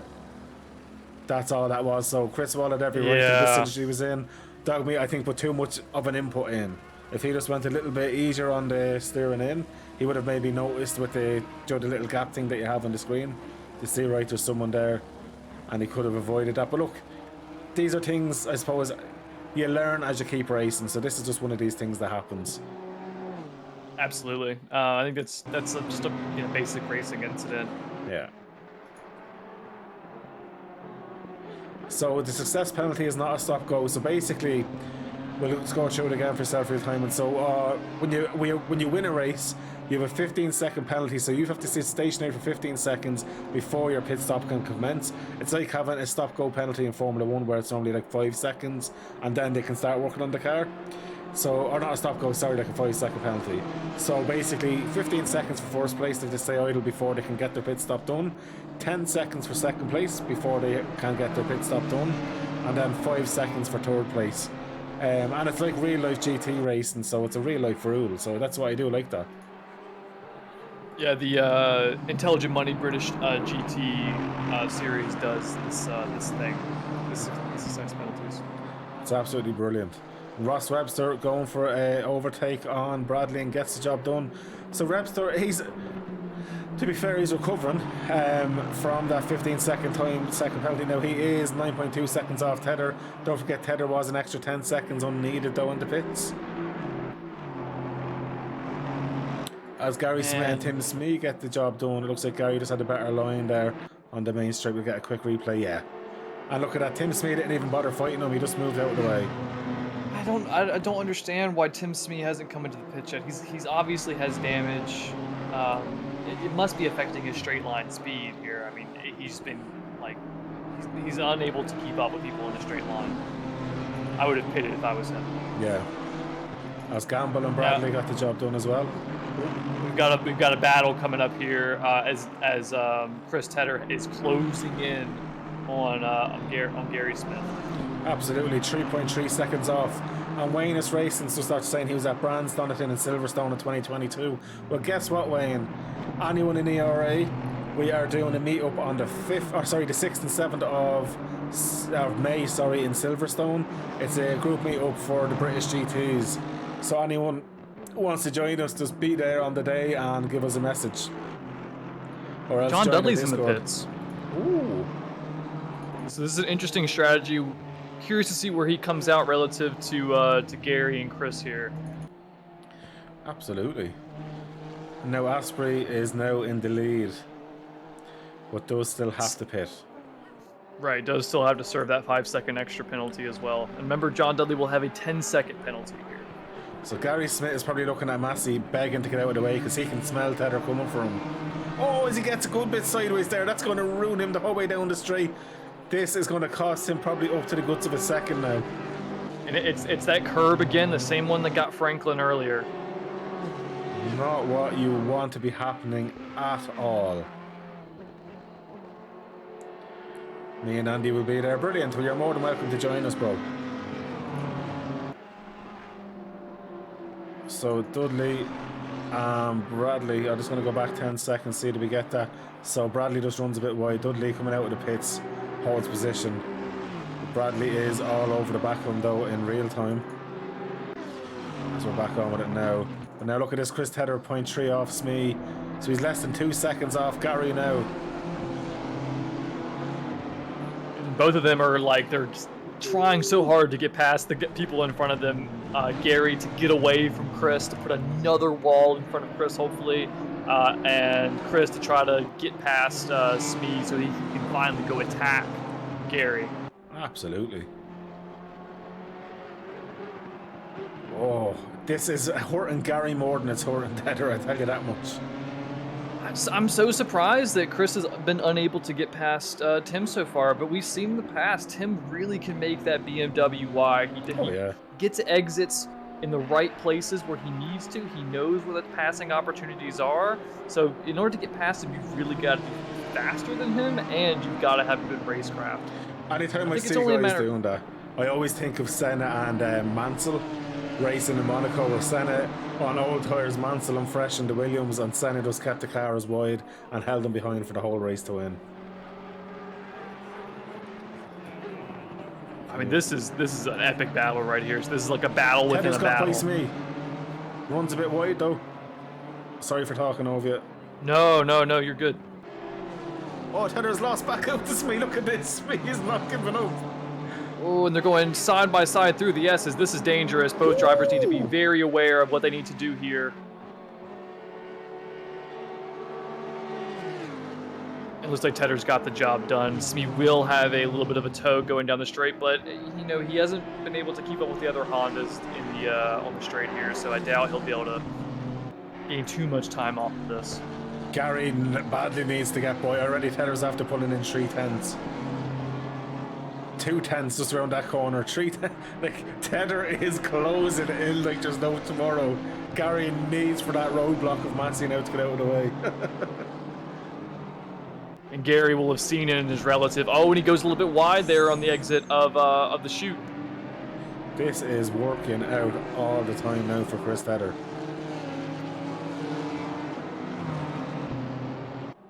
And you can see Gary struggling, the rear end coming around there.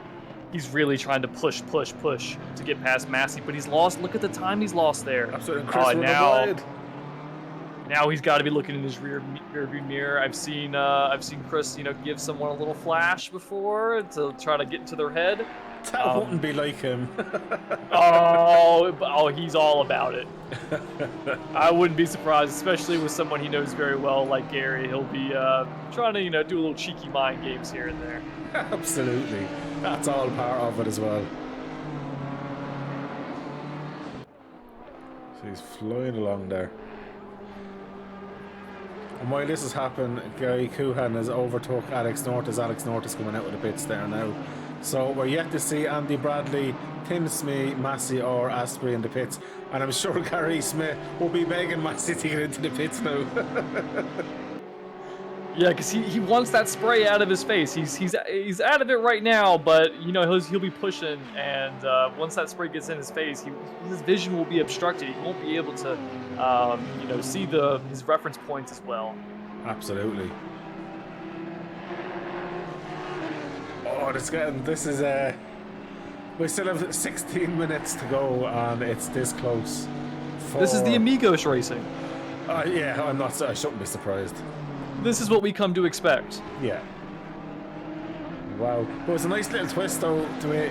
I'm sure Tedder won't like me saying this, but it was great to see him get the bit of damage, because it's added a new flavour to the race. For sure, it's definitely made things a bit more interesting. Oh man, Gary continues to go wide there on the exit of the boot, and it makes me a little bit nervous. He got a little bit sideways there as well. He got it too hard in the throttle, I think, on the exit, and Tedder Look at it twitching. Oh, Tedder's down the inside now. That surely is Tedder's corner. He's going to push Gary wide, even if Gary doesn't want to. And Tedder has that position, pretty much feeling the bag now. But then again, can Tedder get by Massey? Will anything happen? For me, what it looks like with Gary is that it seems that he's getting on the throttle so quick, but he just doesn't seem to have the traction out of the corner to get the power down as smooth as he wants. It doesn't, yeah. Gary's been very vocal about the Audi's lack of good electronics in the rain. He's not able to get use the assists the way the other cars are, unfortunately. Absolutely. While all this is happening, we haven't really talked about him much, but Ross Webster's found his way up into 6th position, and he's only about 4 seconds back on Gary Smith here. I think Ross Webster might find himself into a podium position. It's looking like that, to be honest about it. I'm sure Tim Smee has to pit, and the 3 guys ahead. So essentially, he is in P3 at the minute, and he's 4.6 seconds clear of Gamble. So he's done an amazing job, but I'm sure his early pit he would have liked to be a little bit further up. But then again, that 15-second succession penalty has really paid dividends for him now, and we could end up seeing him fighting with Gary as well for P2. But Gary still is there with Tedder, and Tedder is stuck behind that roadblock of Massey. I think we may. Ross Webster, last lap was just about a second faster than Gary here. There's 15 minutes left. If he keeps this pace, he's going to be right on the back of him. Absolutely. It's just looking at the mechanical grip. How does the Honda look like it has so much more grip? I don't understand it. I think a lot of that comes down to Chris just knowing how to get the most out of that car. Oh, there's the flashers. Yeah, there it is. Because Gary's there. Yeah. I mean, he's got to get past Massey here. Not only to get past him for the win. He's obviously on a different strategy here. Massey's kind of holding him up. Mm-hmm. But like I said, at all this time that he's losing right here, Webster is gaining. And then there's a back marker ahead of them as well. Right, and they don't have to move out of the way. GT blue flag rules here. Like they have every right to fight for that position as Massey dives into the pits. This is an interesting feature of the Watkins Glen track here, where the last turn is the start of the pit entry line. So you can get some weird things happening there as Massey dives in. We're seeing Chris having to avoid Massey a little bit. Oh, Tedder gets massively sideways there. That's going to have Gary all over the back of him now. And Gary's tucked in behind him, but unfortunately now at the minute he can't go anywhere, but he's right on the tail. Can he get a bit of a drive as he gets a little bit sideways coming up that bit of a hill there? So this is a drag race now. I have a feeling it's quite even between them there at the minute. I don't think he's going to go for the move. He's not. So Tedder has a lucky escape there. That could have cost him a lot more as he gets a bit sideways there as well, using the curb.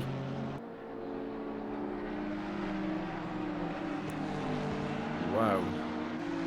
I think Chris knows that a victory here is a possibility. You got to hope that that's not coming into his mind now. He's got to really get his head down and focus on the driving. We can't have any more mistakes like this.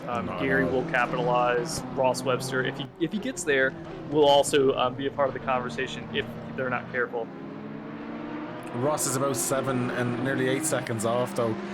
Peter Stefani is in the chat. How are you doing, Peter? This should be interesting now. It's been cutthroat stuff, and now we have a back marker in the mix as well. The back marker looks like they're moving out of the way. Yep. As a back markers, I love seeing that. They know the race they're racing. They're looking further back. We're going to stay on the guys, but looking further back there at the minute. Just going to have a quick look at positions gained there. So the biggest winner of this race actually has been Asprey, but then again he has yet to pit. So the biggest he's in the pits now. He's in the pits right now. Alex North, then I would say. So that's going to be Tether now going back into first place, but Gary is right there with him. Liam Smith's after having him. Oh, massive crash for Liam Smith. I'm just going to No! Massive. There's huge damage there. Oh, no, Liam. So we're on the camera view going up the main straight. He's on it. Not a bother. Oh, I have a feeling it's the curb, yeah. Oh, no. You can't. Oh, no? No, it's the curb coming down here. And here we go. Okay, it's got to be the bus stop. Yeah. Gets through there, alright. Oh, it just sent him flying into the... Oh, there was no way he was stopping that. Huge, huge damage. Unlucky Liam. And he's in the pits. That is heartbreaking. Genuinely heartbreaking stuff. It's every race with this guy. It really is. Chris Tedder gets a little twitch going through the outer loop there.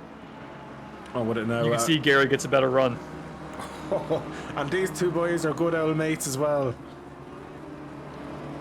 And don't be afraid, guys. I say watch Chris Tedder's YouTube. Gary Smith's YouTube is amazing as well. He puts an awful lot of great content up, and give it a watch. Peter Stefani liked the commentary. Thanks very much, Peter. I think Sky makes it. Wayne is, to be honest, I hope ACC2 never comes out. Just keep feeding this game with updates, the hours we spent practicing. I'd agree with that. Like, this game doesn't really need to have that in it, but sure, look, it is what it is. Liam is no longer faster. Smith. That, to be honest with you, I feel bad there. That curb would kill most people on it. You could see with that audio, it like bottomed out on top of the curb and just sent them flying then. Oh, I am absolutely heartbroken as Tether gets a little bit twitchy there.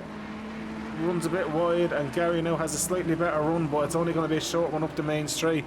So Tether needs to get the head about him now, as Ross Webster is after going by Mr. Smee, as Smee has entered the pits now. So Ross Webster has 8.1 seconds to try and catch Gary Smith, but Gary Smith is fighting so hard with Chris Tether, but Gary Smith runs quite wide, which gives Tether now a nice little bit of a break of a half a second. Webster's running just about a little under a second faster each lap here while these guys are fighting. Tether's after getting a big poo moment is all I'm going to say there. He hope he's wearing a nappy racing that car. As now Gary was going alongside. Tether breaks a bit later, has the inside line. Gets a little bit wrong on the cars, but luckily enough does enough just to keep it ahead. These guys are giving it everything out here. I wonder if something's going on with the car. Like it's been after that incident with the Aston, Gary's been a completely different, or Chris been a completely different driver. He's been making mistakes that he wasn't making earlier in the race. See, this is what happens when you have someone on you pressuring you, and it's for a race win. Tether has not won a race like this season. This means a lot to Chris.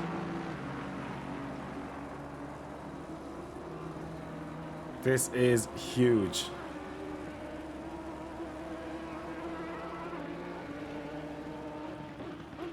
Oh, let's see what happens here. As we're looking at that, Chris Wall and North having a bit of a battle.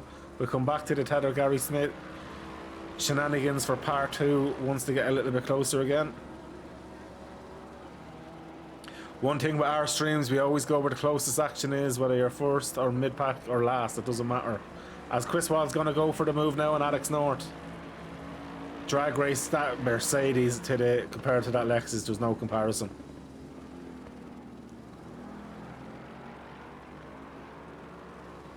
Sky, that bodes well for you looking at a Mercedes. Yeah, I'm excited for this season to see what the Merc can do up against equal competition for sure. Absolutely, he's got that job done nicely, to be fair. So I'm wondering, is Gary Smith starting to overdo his tyres a little bit, although he's starting to pull back in slightly again? You got to wonder, obviously everybody in this position wants to go for the win, but maybe Gary's thinking about the championship here. Chris really isn't. He's in the conversation, but Yeah. Gary's leading the points. If Gary gets a P2 here, that's fantastic for his championship. He doesn't want to go for a overly aggressive or ambitious move, and maybe drop down to like below the top 10 and lose a bunch of points. Exactly, but Franklin down in 8th spot as well. That's playing great for Gary at the minute for the championship. For sure, yeah, that's exactly what he wants to see. It's unfortunate for Franklin to have that moment on the curb earlier. Yeah. But that's racing. You got to take the good and the bad. So Gary's starting to drop off a little bit now as Tedder is a little bit faster last lap. Neil Massey though is starting to have a bit of a fight with Guy as well. Other than that then, Dudley's 2.8 seconds off Gamble. Ross is not making any impact on the guys ahead, unfortunately for Ross. He just needs to keep Matthew Gamble 5 seconds or more behind to confirm that the third place. Yeah, I think Ross really needed Gary to fight with Chris just a little bit more so that he could be brought into the conversation. But yeah, I don't know. Gary, he had a couple chances. I felt like, but he again worried about the championship, not just the single race. Yeah, well, Gary's well seasoned. I think he knows that himself. But Gary can smell a race win. It's easy for us saying this because we're not in the car. But when you're in the car, you're not really thinking of the championship. You're thinking about that battle. You're not thinking about anything else. Oh yeah, you're just how do I get past this guy? That's all you're thinking.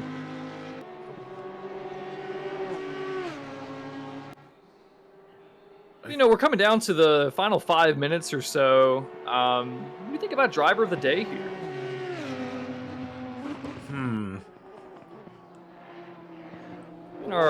Honestly, the qualifying is very similar to what we might have for the finishing order. Yeah. Top 2 are the same. Matthew Gamble's up 4 positions. Webster's up 8 position. John Dudley's lost out to 2 positions. Didn't I say he wasn't a Tedder from Gary from Webster for the race though, didn't I? Pit window is now closed. I was either that or was it Gary from Tedder from Ross Webster? It was one or the other. I'll have to listen back. It's one or the other, yeah. I know I picked Chris because this is his track. I'm pretty sure I said Chris from Gary from Ross. I could be wrong. I'll have to listen back. It's probably not going to be me being right. It's very rarely me being right. But you might have been right. As for the driver of the day, I'm looking through everything that's going on the track. Probably going to be controversial. I'm going to give it to Tim Smee because he was unfortunately in a massive accident that wasn't his fault, and it's still pulling up 7th place. But he had massive damage. So I'm He's going to give it to improved Tim 2 spots Smee. as well. Yeah, I think I'm going to give it to Tim Smee because it's a race of what could have been. It could have been a bit higher up for him. So I'm going to give it, for me anyway, to Tim Smee. About what yourself? In the same way, Tony kind of fits the same bill there. He had that incident on the on exiting turn 1 and lost a bunch of spots and still managed to salvage a P6. Yeah. I think I might be a little bit boring and just say Chris. Other than that, that after his pit, making a couple mistakes, he's been pretty flawless today. And even with the losing 9 seconds to Gary Smith, once he got his head down and got his feet under him, Gary hasn't been able to keep up. So I might just go Chris Tedder, but I'd be curious to see what the viewers say here. I'm going to throw up a poll. Yeah, actually, that's exactly what I'll do. So we've got 3 minutes left, so I'll put up the poll for 2 minutes anyway, so bear with me 1 second. You may just keep the guys entertained, so... Yeah, absolutely. I think the big thing we've seen this race is... I think this is a great preview of what we're going to see for in the ERA league. But in terms of the championship here, Gary's going to maintain his lead. I think Franklin has to be kind of crushed. I really do think he would have been on for a good finish here. He seemed to show some pace in qualifying. And then he knows how to race around people, which is really critical in the wet. Just unfortunate that the Ferrari kind of bit him. A little bit of bad luck there. I really would have wanted to see how Chris Wall would have done if it wasn't for lap 1. Glad that he everyone else managed to avoid him, because I'm sure everyone has seen a big Watkins Glen pot of the S's from time to time. I mean, it's a bad spot. It's just as bad as like Radeon on Spa. You get that tight area and there's nowhere to go, and especially in the wet, like you can't just turn the wheel and get through. You'll break traction as well. Absolutely, and coming in essentially into the second last lap for the guys in 6th and 5th. Aspey is only a second off Dudley. Dudley's only 1.3 seconds off Gamble. This could turn into quite a tasty little battle coming on to the last lap. These guys are going to be pushing. Dudley's got a championship to think about. He might be really trying to get Gamble here. Absolutely. So far in the votes on the stream poll, Smee has 100% of the votes. As I say that, Tedder get one. So it's 33% Tedder, 67% Smee at the minute. Get your votes in, guys. As I say that, Gary Smith's just after getting one, Tedder's after getting one. 40%, 40%, 20%. So the guys are getting their votes in now. Tedder has now... Oh! Franklin's had a big crash! Asprey's after having a big crash. Guy's after having a big crash. Whoa. Whoa! So, that was huge. I'm just going to go We got to go back and watch that, yeah. 30 seconds. So... He was on John Dudley there. Yeah. And then there was a back marker spun as well in the Ferrari. So he is going grand. We'll go helicam. Oh, he runs wide, hits that curb, hits the grass, and yeah, he's no control. In the Just rain. pushing a little bit too hard. That's all it takes. That was extremely unlucky, and the Ferrari does got going. And he's lost a massive chunk of time, but still holds on to position. Whoa.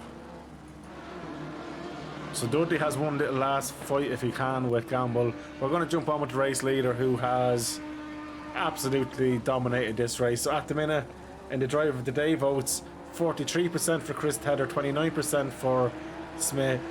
As the guy keeps changing, I'm just going to wait till that's finished. It keeps changing every time someone votes. Keep getting your votes in, guys. Do you know what? From now on, I'm going to do driver of the day from the viewers. Our say doesn't deserve it. Let the viewers get their say. Okay. I think that's fair. Yeah, for sure.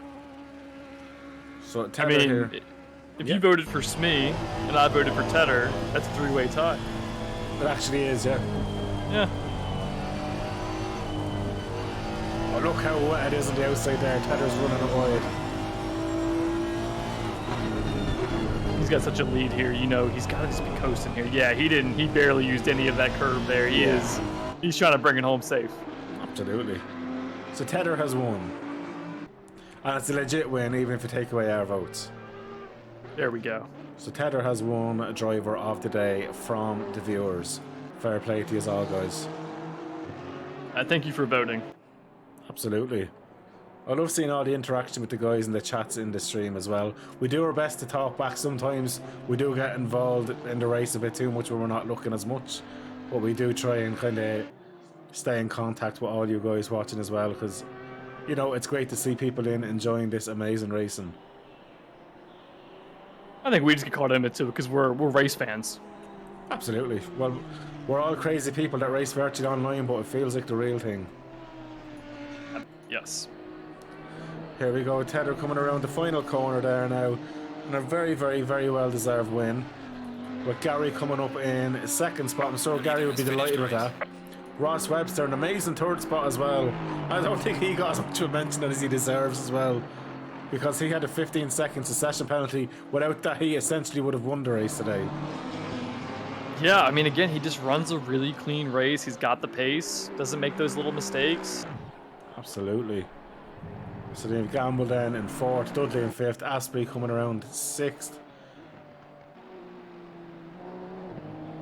He's carrying a bit of damage after that bit of an incident he had, but luckily enough he had the gap then to Mr. Tim Smee who's going around. Then we jump on Mr. Franklin after that there now. Then you've got Bradley up in 9th spot. Massey in 10th, he's already crossed the line.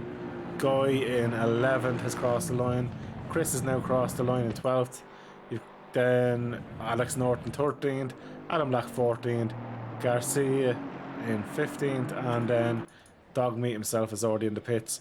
Phenomenal stuff. And Asprey, the fastest lap at 152.452. Got less than a tenth between himself and Tedder for fastest lap in the end. So that was great stuff. And actually, you'd even throw Ross Webster into that as well. Ross Webster got... Oh! I think he was agonizingly close as well. But anyway. Right. How was that for you? It's a fantastic race, but you know, again, I wouldn't expect anything else from Amigos. There's always going to be something interesting, even when you think it's over or like there's nothing else that could possibly happen. It's going to throw a curveball at you. I mean, we saw Tony going off there on the last lap. He was 2/10 away from John, and there were plenty of overtaking opportunities left. Absolutely. Oh, it's great, and the two boys are driving in together, Gary and Chris. Now it's great to see it.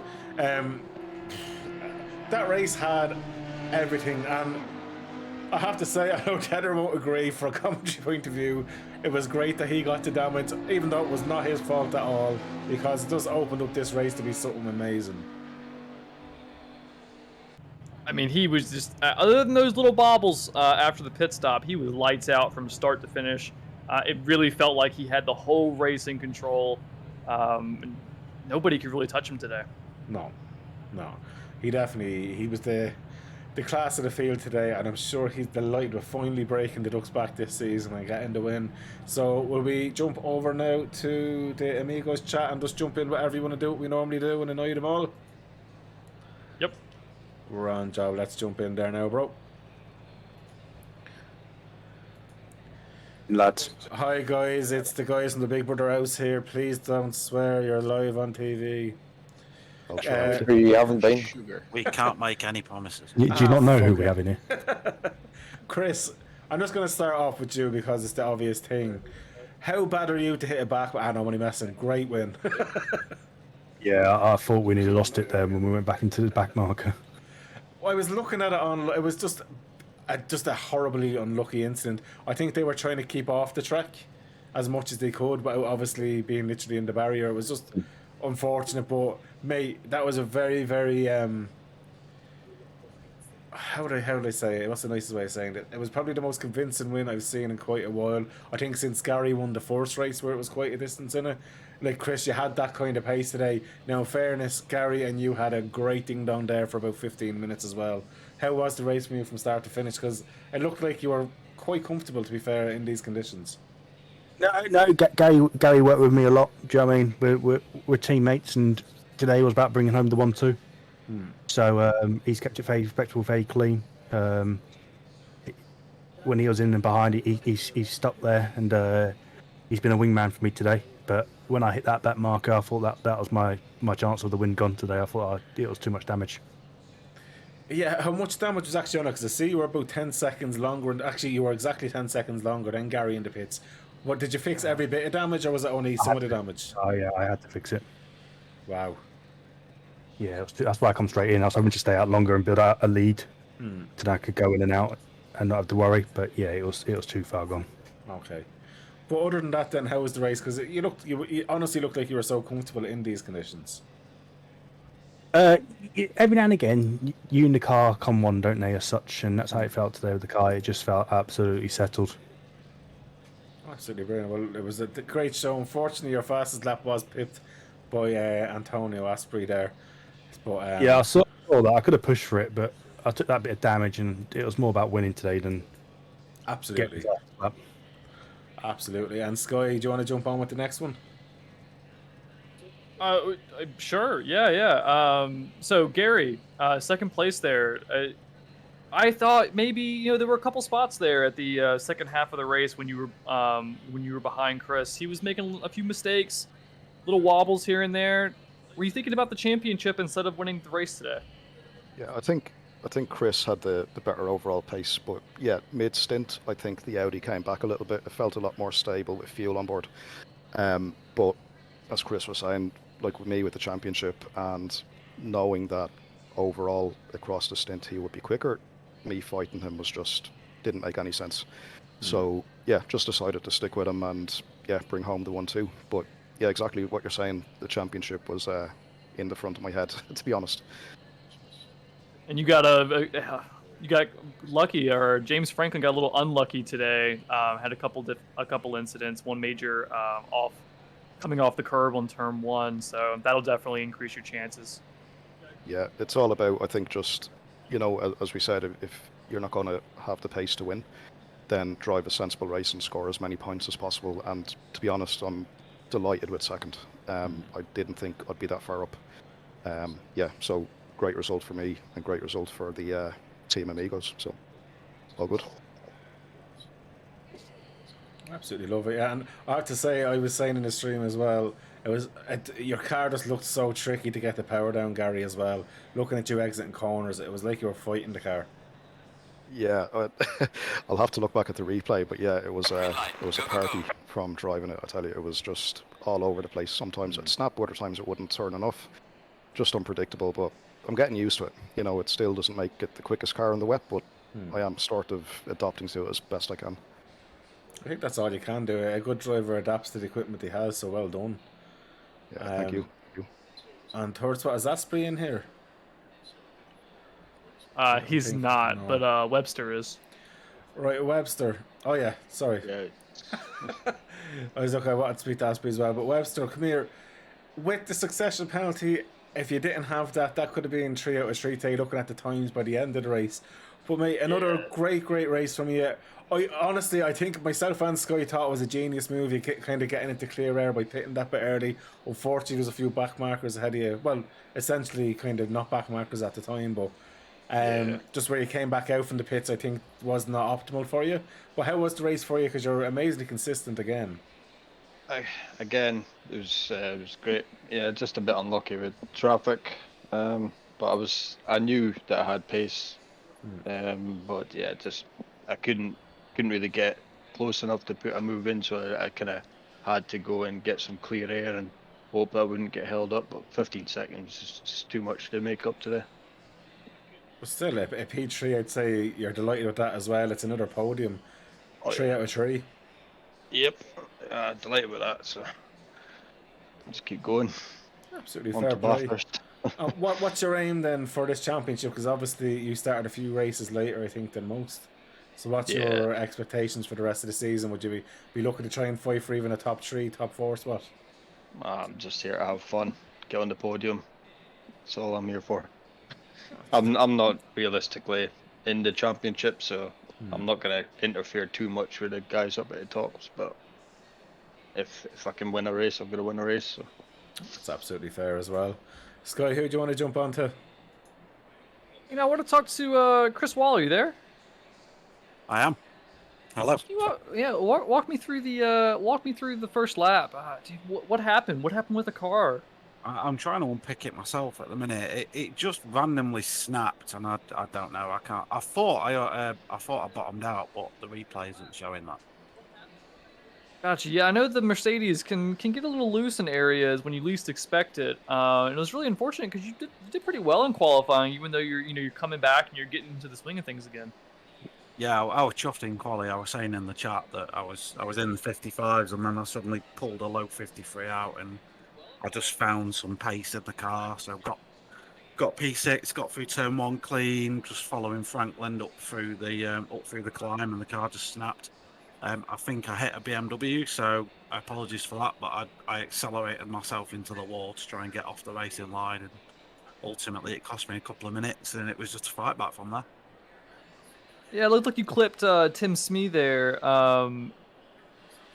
Thankfully for him, maybe it'll make you feel better. He actually did finish quite well. Didn't seem to impede his race too much. I was really happy that it wasn't a bigger incident than it could have been, because we've all seen. Oh, with the sprays where you had no vision going up there, you couldn't see a thing. Like And that might be what it was, just a lack of vision, maybe wrong car placement. I don't know. The Merc, I was flat up there all racing the Merc, and that one time it just snapped on me. So, I don't know. I still to this day can't work it out. So I'll have to go back and have a look. What could have been?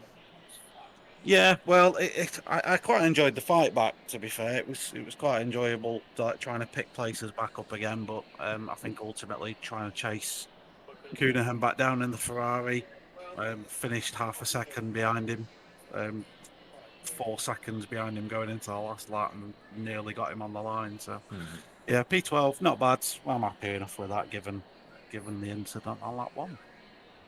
Awesome. Brilliant. And Alpha, I'll jump on with yourself. Mate, you had some good pace early on. What ended up happening in the race for yourself? I don't know. I was doing okay. Just settled down. Yeah. Going round, trying to avoid stuff. Then I span. Had to go into the pits because of the damage, and I hit the pit button. So ended up speeding, and got disqualified. That's what it was. Oh, that was very unlucky. Because honestly, I'm very impressed with you. Like in qualifying as well, mate. You're genuinely starting to improve on your. I'm actually seeing a genuine difference in your pace. So like honestly, keep up what you're doing. Like obviously these kind of small errors like that will happen every now and then. Oh yeah, you just take them in your stride. You expect these things to happen at some point, and it did. So onwards to the next race on Sunday.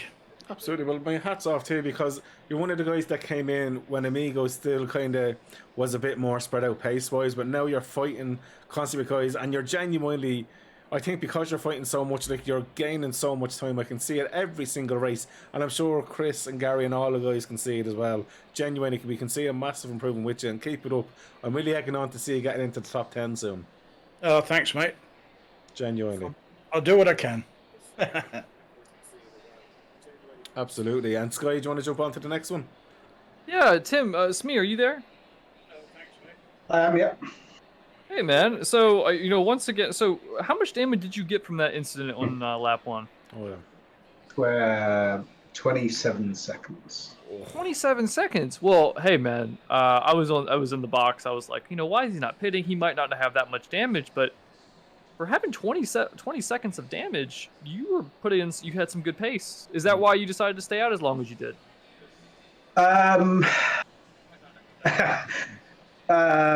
Yes. Well, I figured position was better than trying to pit and then trying to pass because the spray was so bad. I was just like, I'll just try and keep as many positions as possible. My intention was always to run long. Maybe I should have pitted because I think I would have been a lot quicker. But it was just nice to have a clean race and not crash into anyone this week, which was always nice. That is always the goal for sure. And again, every time I watch you drive, for people to get past you, they need to be significantly faster than you.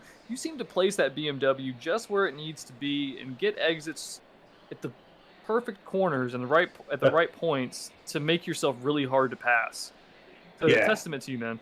Yeah, thanks. I do try. I was a bit of a sitting duck today with 27 seconds of damage down the straights, but can but try. But thank you. You did fantastic, man. Cheers, man. Adam, just with yourself, what happened to yourself, buddy? T1, I took a bit too much curb and lost the back end.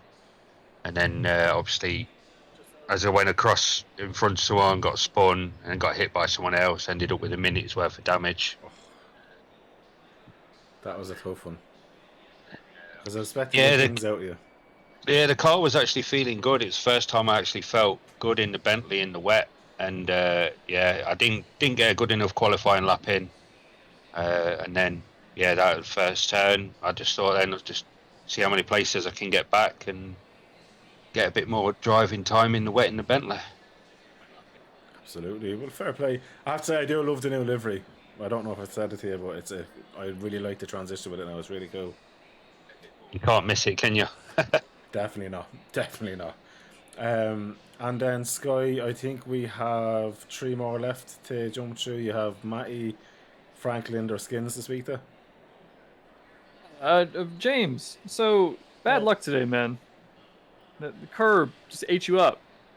Yeah, it's another missed opportunity. It's like Gary said, when you don't have the pace to win, you've got to run an error-free race, and I didn't do that.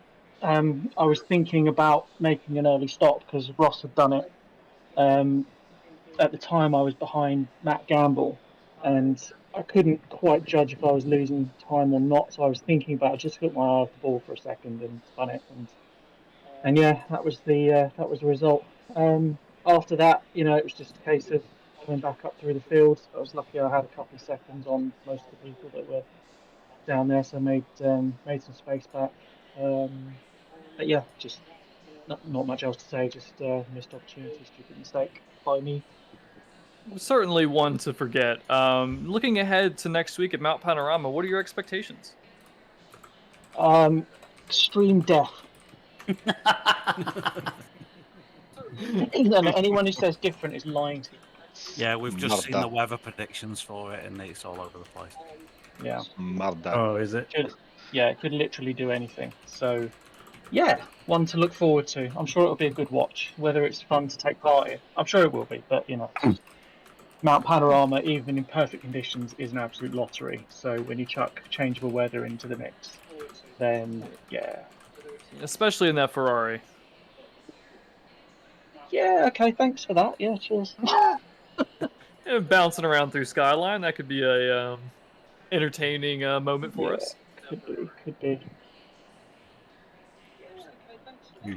Absolutely. I'm going to jump in with Matty really quick there as well. Then, Matty, how was your race for you? Unfortunately, I don't think you got major airtime tonight. I think me and Sky, I think you kind of stayed out of any of the mad action. I'm not too worried about that. It's probably a good thing, to be honest. Well, I didn't Probably a slag good you for a thing. change, so that was the first thing. That's jeepers. It's not a HorseBox stream then, is it? Jeepers. Feels I was getting weird. plenty of slagging in here, so it's all right. Don't be worrying. I got my fair share. But how was the race for you? It was good, yeah. Messed up my pit stop. Reckon I could have came out ahead of Webster, maybe just, but I don't think I would have held him off with the pace he had. But I would have given it a good go, But I'm fairly happy with that. I think I started, what was it, 8th, 7th, 8th, 9th? I don't know where I started. I think it was 8th. So to go from 8th to 4th, I think I was pretty happy. Me and John were very close to the end. I was pooing myself. But yeah, it was a pretty good race from my point of view. James made a wee mistake in front of me, so I just sort of thought, it's now or never, So I had to go for it, and then saw he lost it behind me. I was like, whoa, bit of pressure off. I can just push after John now, but luckily he had a 10-second thingy-majiggy, so I didn't have to worry too much about it. Yeah, what's it called? Success penalty, that's the word. No, fair play. Fair I'm play. articulate. I'm not going to talk to you too much because I'm going to be talking to you for 2 hours tomorrow night, which is 2 hours too much, but look. Fair enough, I don't blame you. Absolutely, and then the stream is after going there. So what I'm going to do, guys, for the last one, Sky, do you want to interview? It looks like Skins is the one person we've missed out on. Yeah, hey man, so how was your race? What did you think? I messed up in the pits. So there was a Honda just after the pit entry, and I was watching that, and I thought I'd flipped down to first, and I didn't. I stayed in second. So I was. Next thing, I've got the crew chief going, watch your speed in the pits, and then I realised, and it was too late. I thought I was going to get DSQ, but I got to stop and go. So, brutal, man. Yeah, tough race it was. It was a tough race. And the spray, and then heavy rain, losing grip a little bit. Then you were getting grip back. So, right, how did the track evolve for you? It was all right. I had a bad setup at the beginning, and I changed my setup. I then found a bit of stability in the car. I was gaining a bit of pace, getting good grip, and then wasn't too bad. So I know I wasn't as fast as the other guy, so I was just trying to get as high up at the table as I could. Unfortunately, I had a bit of collision with the Bentley who spun off at the beginning. He came in front of me. I had nowhere else to go. So I do apologise for that. And Yeah, and then I ruined my own race by this the pits. So, but I'm looking forward to next week anyway. I do like Bathurst. Yeah, but do you like it in the rain? When I get the setup right in the Honda, it is good. As Okay. I think Chris can vouch for that as well. Yeah. I'll be watching you closely then next week. Yeah, so it'll be interesting to see what the weather's like there. Awesome. Brilliant. Well, look, guys, as I suppose as the stream goes, anyway, I'm going to say thank you for everyone for jumping in for the interviews and for the amazing race. And Sky, as ever, honestly, your commentating is absolutely top class, and it adds such a brilliant element to Amigos to actually have someone more professional than me actually doing it. So honestly, thank you so much. And I'm just going to jump out and do the closing off here of my own stream, obviously, to let guys know what's happening for the rest of the week. So thanks again, guys, and we see you then in Bathurst for Monday. See you Monday. Yeah. See you, mate. Cheers, guys. We'll catch you later. Ciao, mate. So, guys, for myself, thank you all for watching. It's been an amazing race. Chris finally broke the duck's back and he's got the win, which is, I'm sure, all he wanted for the season. Obviously, being the Amigos owner there, and you're looking at his beautiful car on the screen now. So for the rest of this week, guys, and obviously moving forward now, luckily enough, ERA is back on Sunday. So what we have in store tomorrow night, I have a podcast with the big man himself, Matthew Gamble. I'm really looking forward to speaking to Matthew and kind of getting his progression in esports and in life in general. He's a really nice guy to talk to outside of it, and he's made a really cool livery for the racing on Sunday as well. So looking forward to discussing everything like that. Then on Wednesday night we have our Formula 1 action with ERC. Really looking forward to that in Silverstone as well. That's the Managers League. It's realistic cars, no ghosting, loads of great racing there as well. So I'm really looking forward to that, with Papa Wallace to be with me for that. Then on Sunday we're finally back to ERA Split 1 Season 5. We are on the track and I cannot wait for it. And we do have a very brand new commentator in as well who's going to be streaming our Split 2, so you'll be able to watch that back as well. So Spitzlam is the name of the person who's coming in, so really looking forward to having him on board. So our ERA community and team is growing, our family, as I like to say. So guys, we've got loads of streams coming up now. Weekly we will be back to Monday nights with Amigos, Wednesday nights with ERC, and Sunday nights with ourselves in ERA. And don't forget, February 4th, it is the 6 hours of Spa. This is the race 4 of our first winter endurance series, and then straight away the month after we start our second endurance series.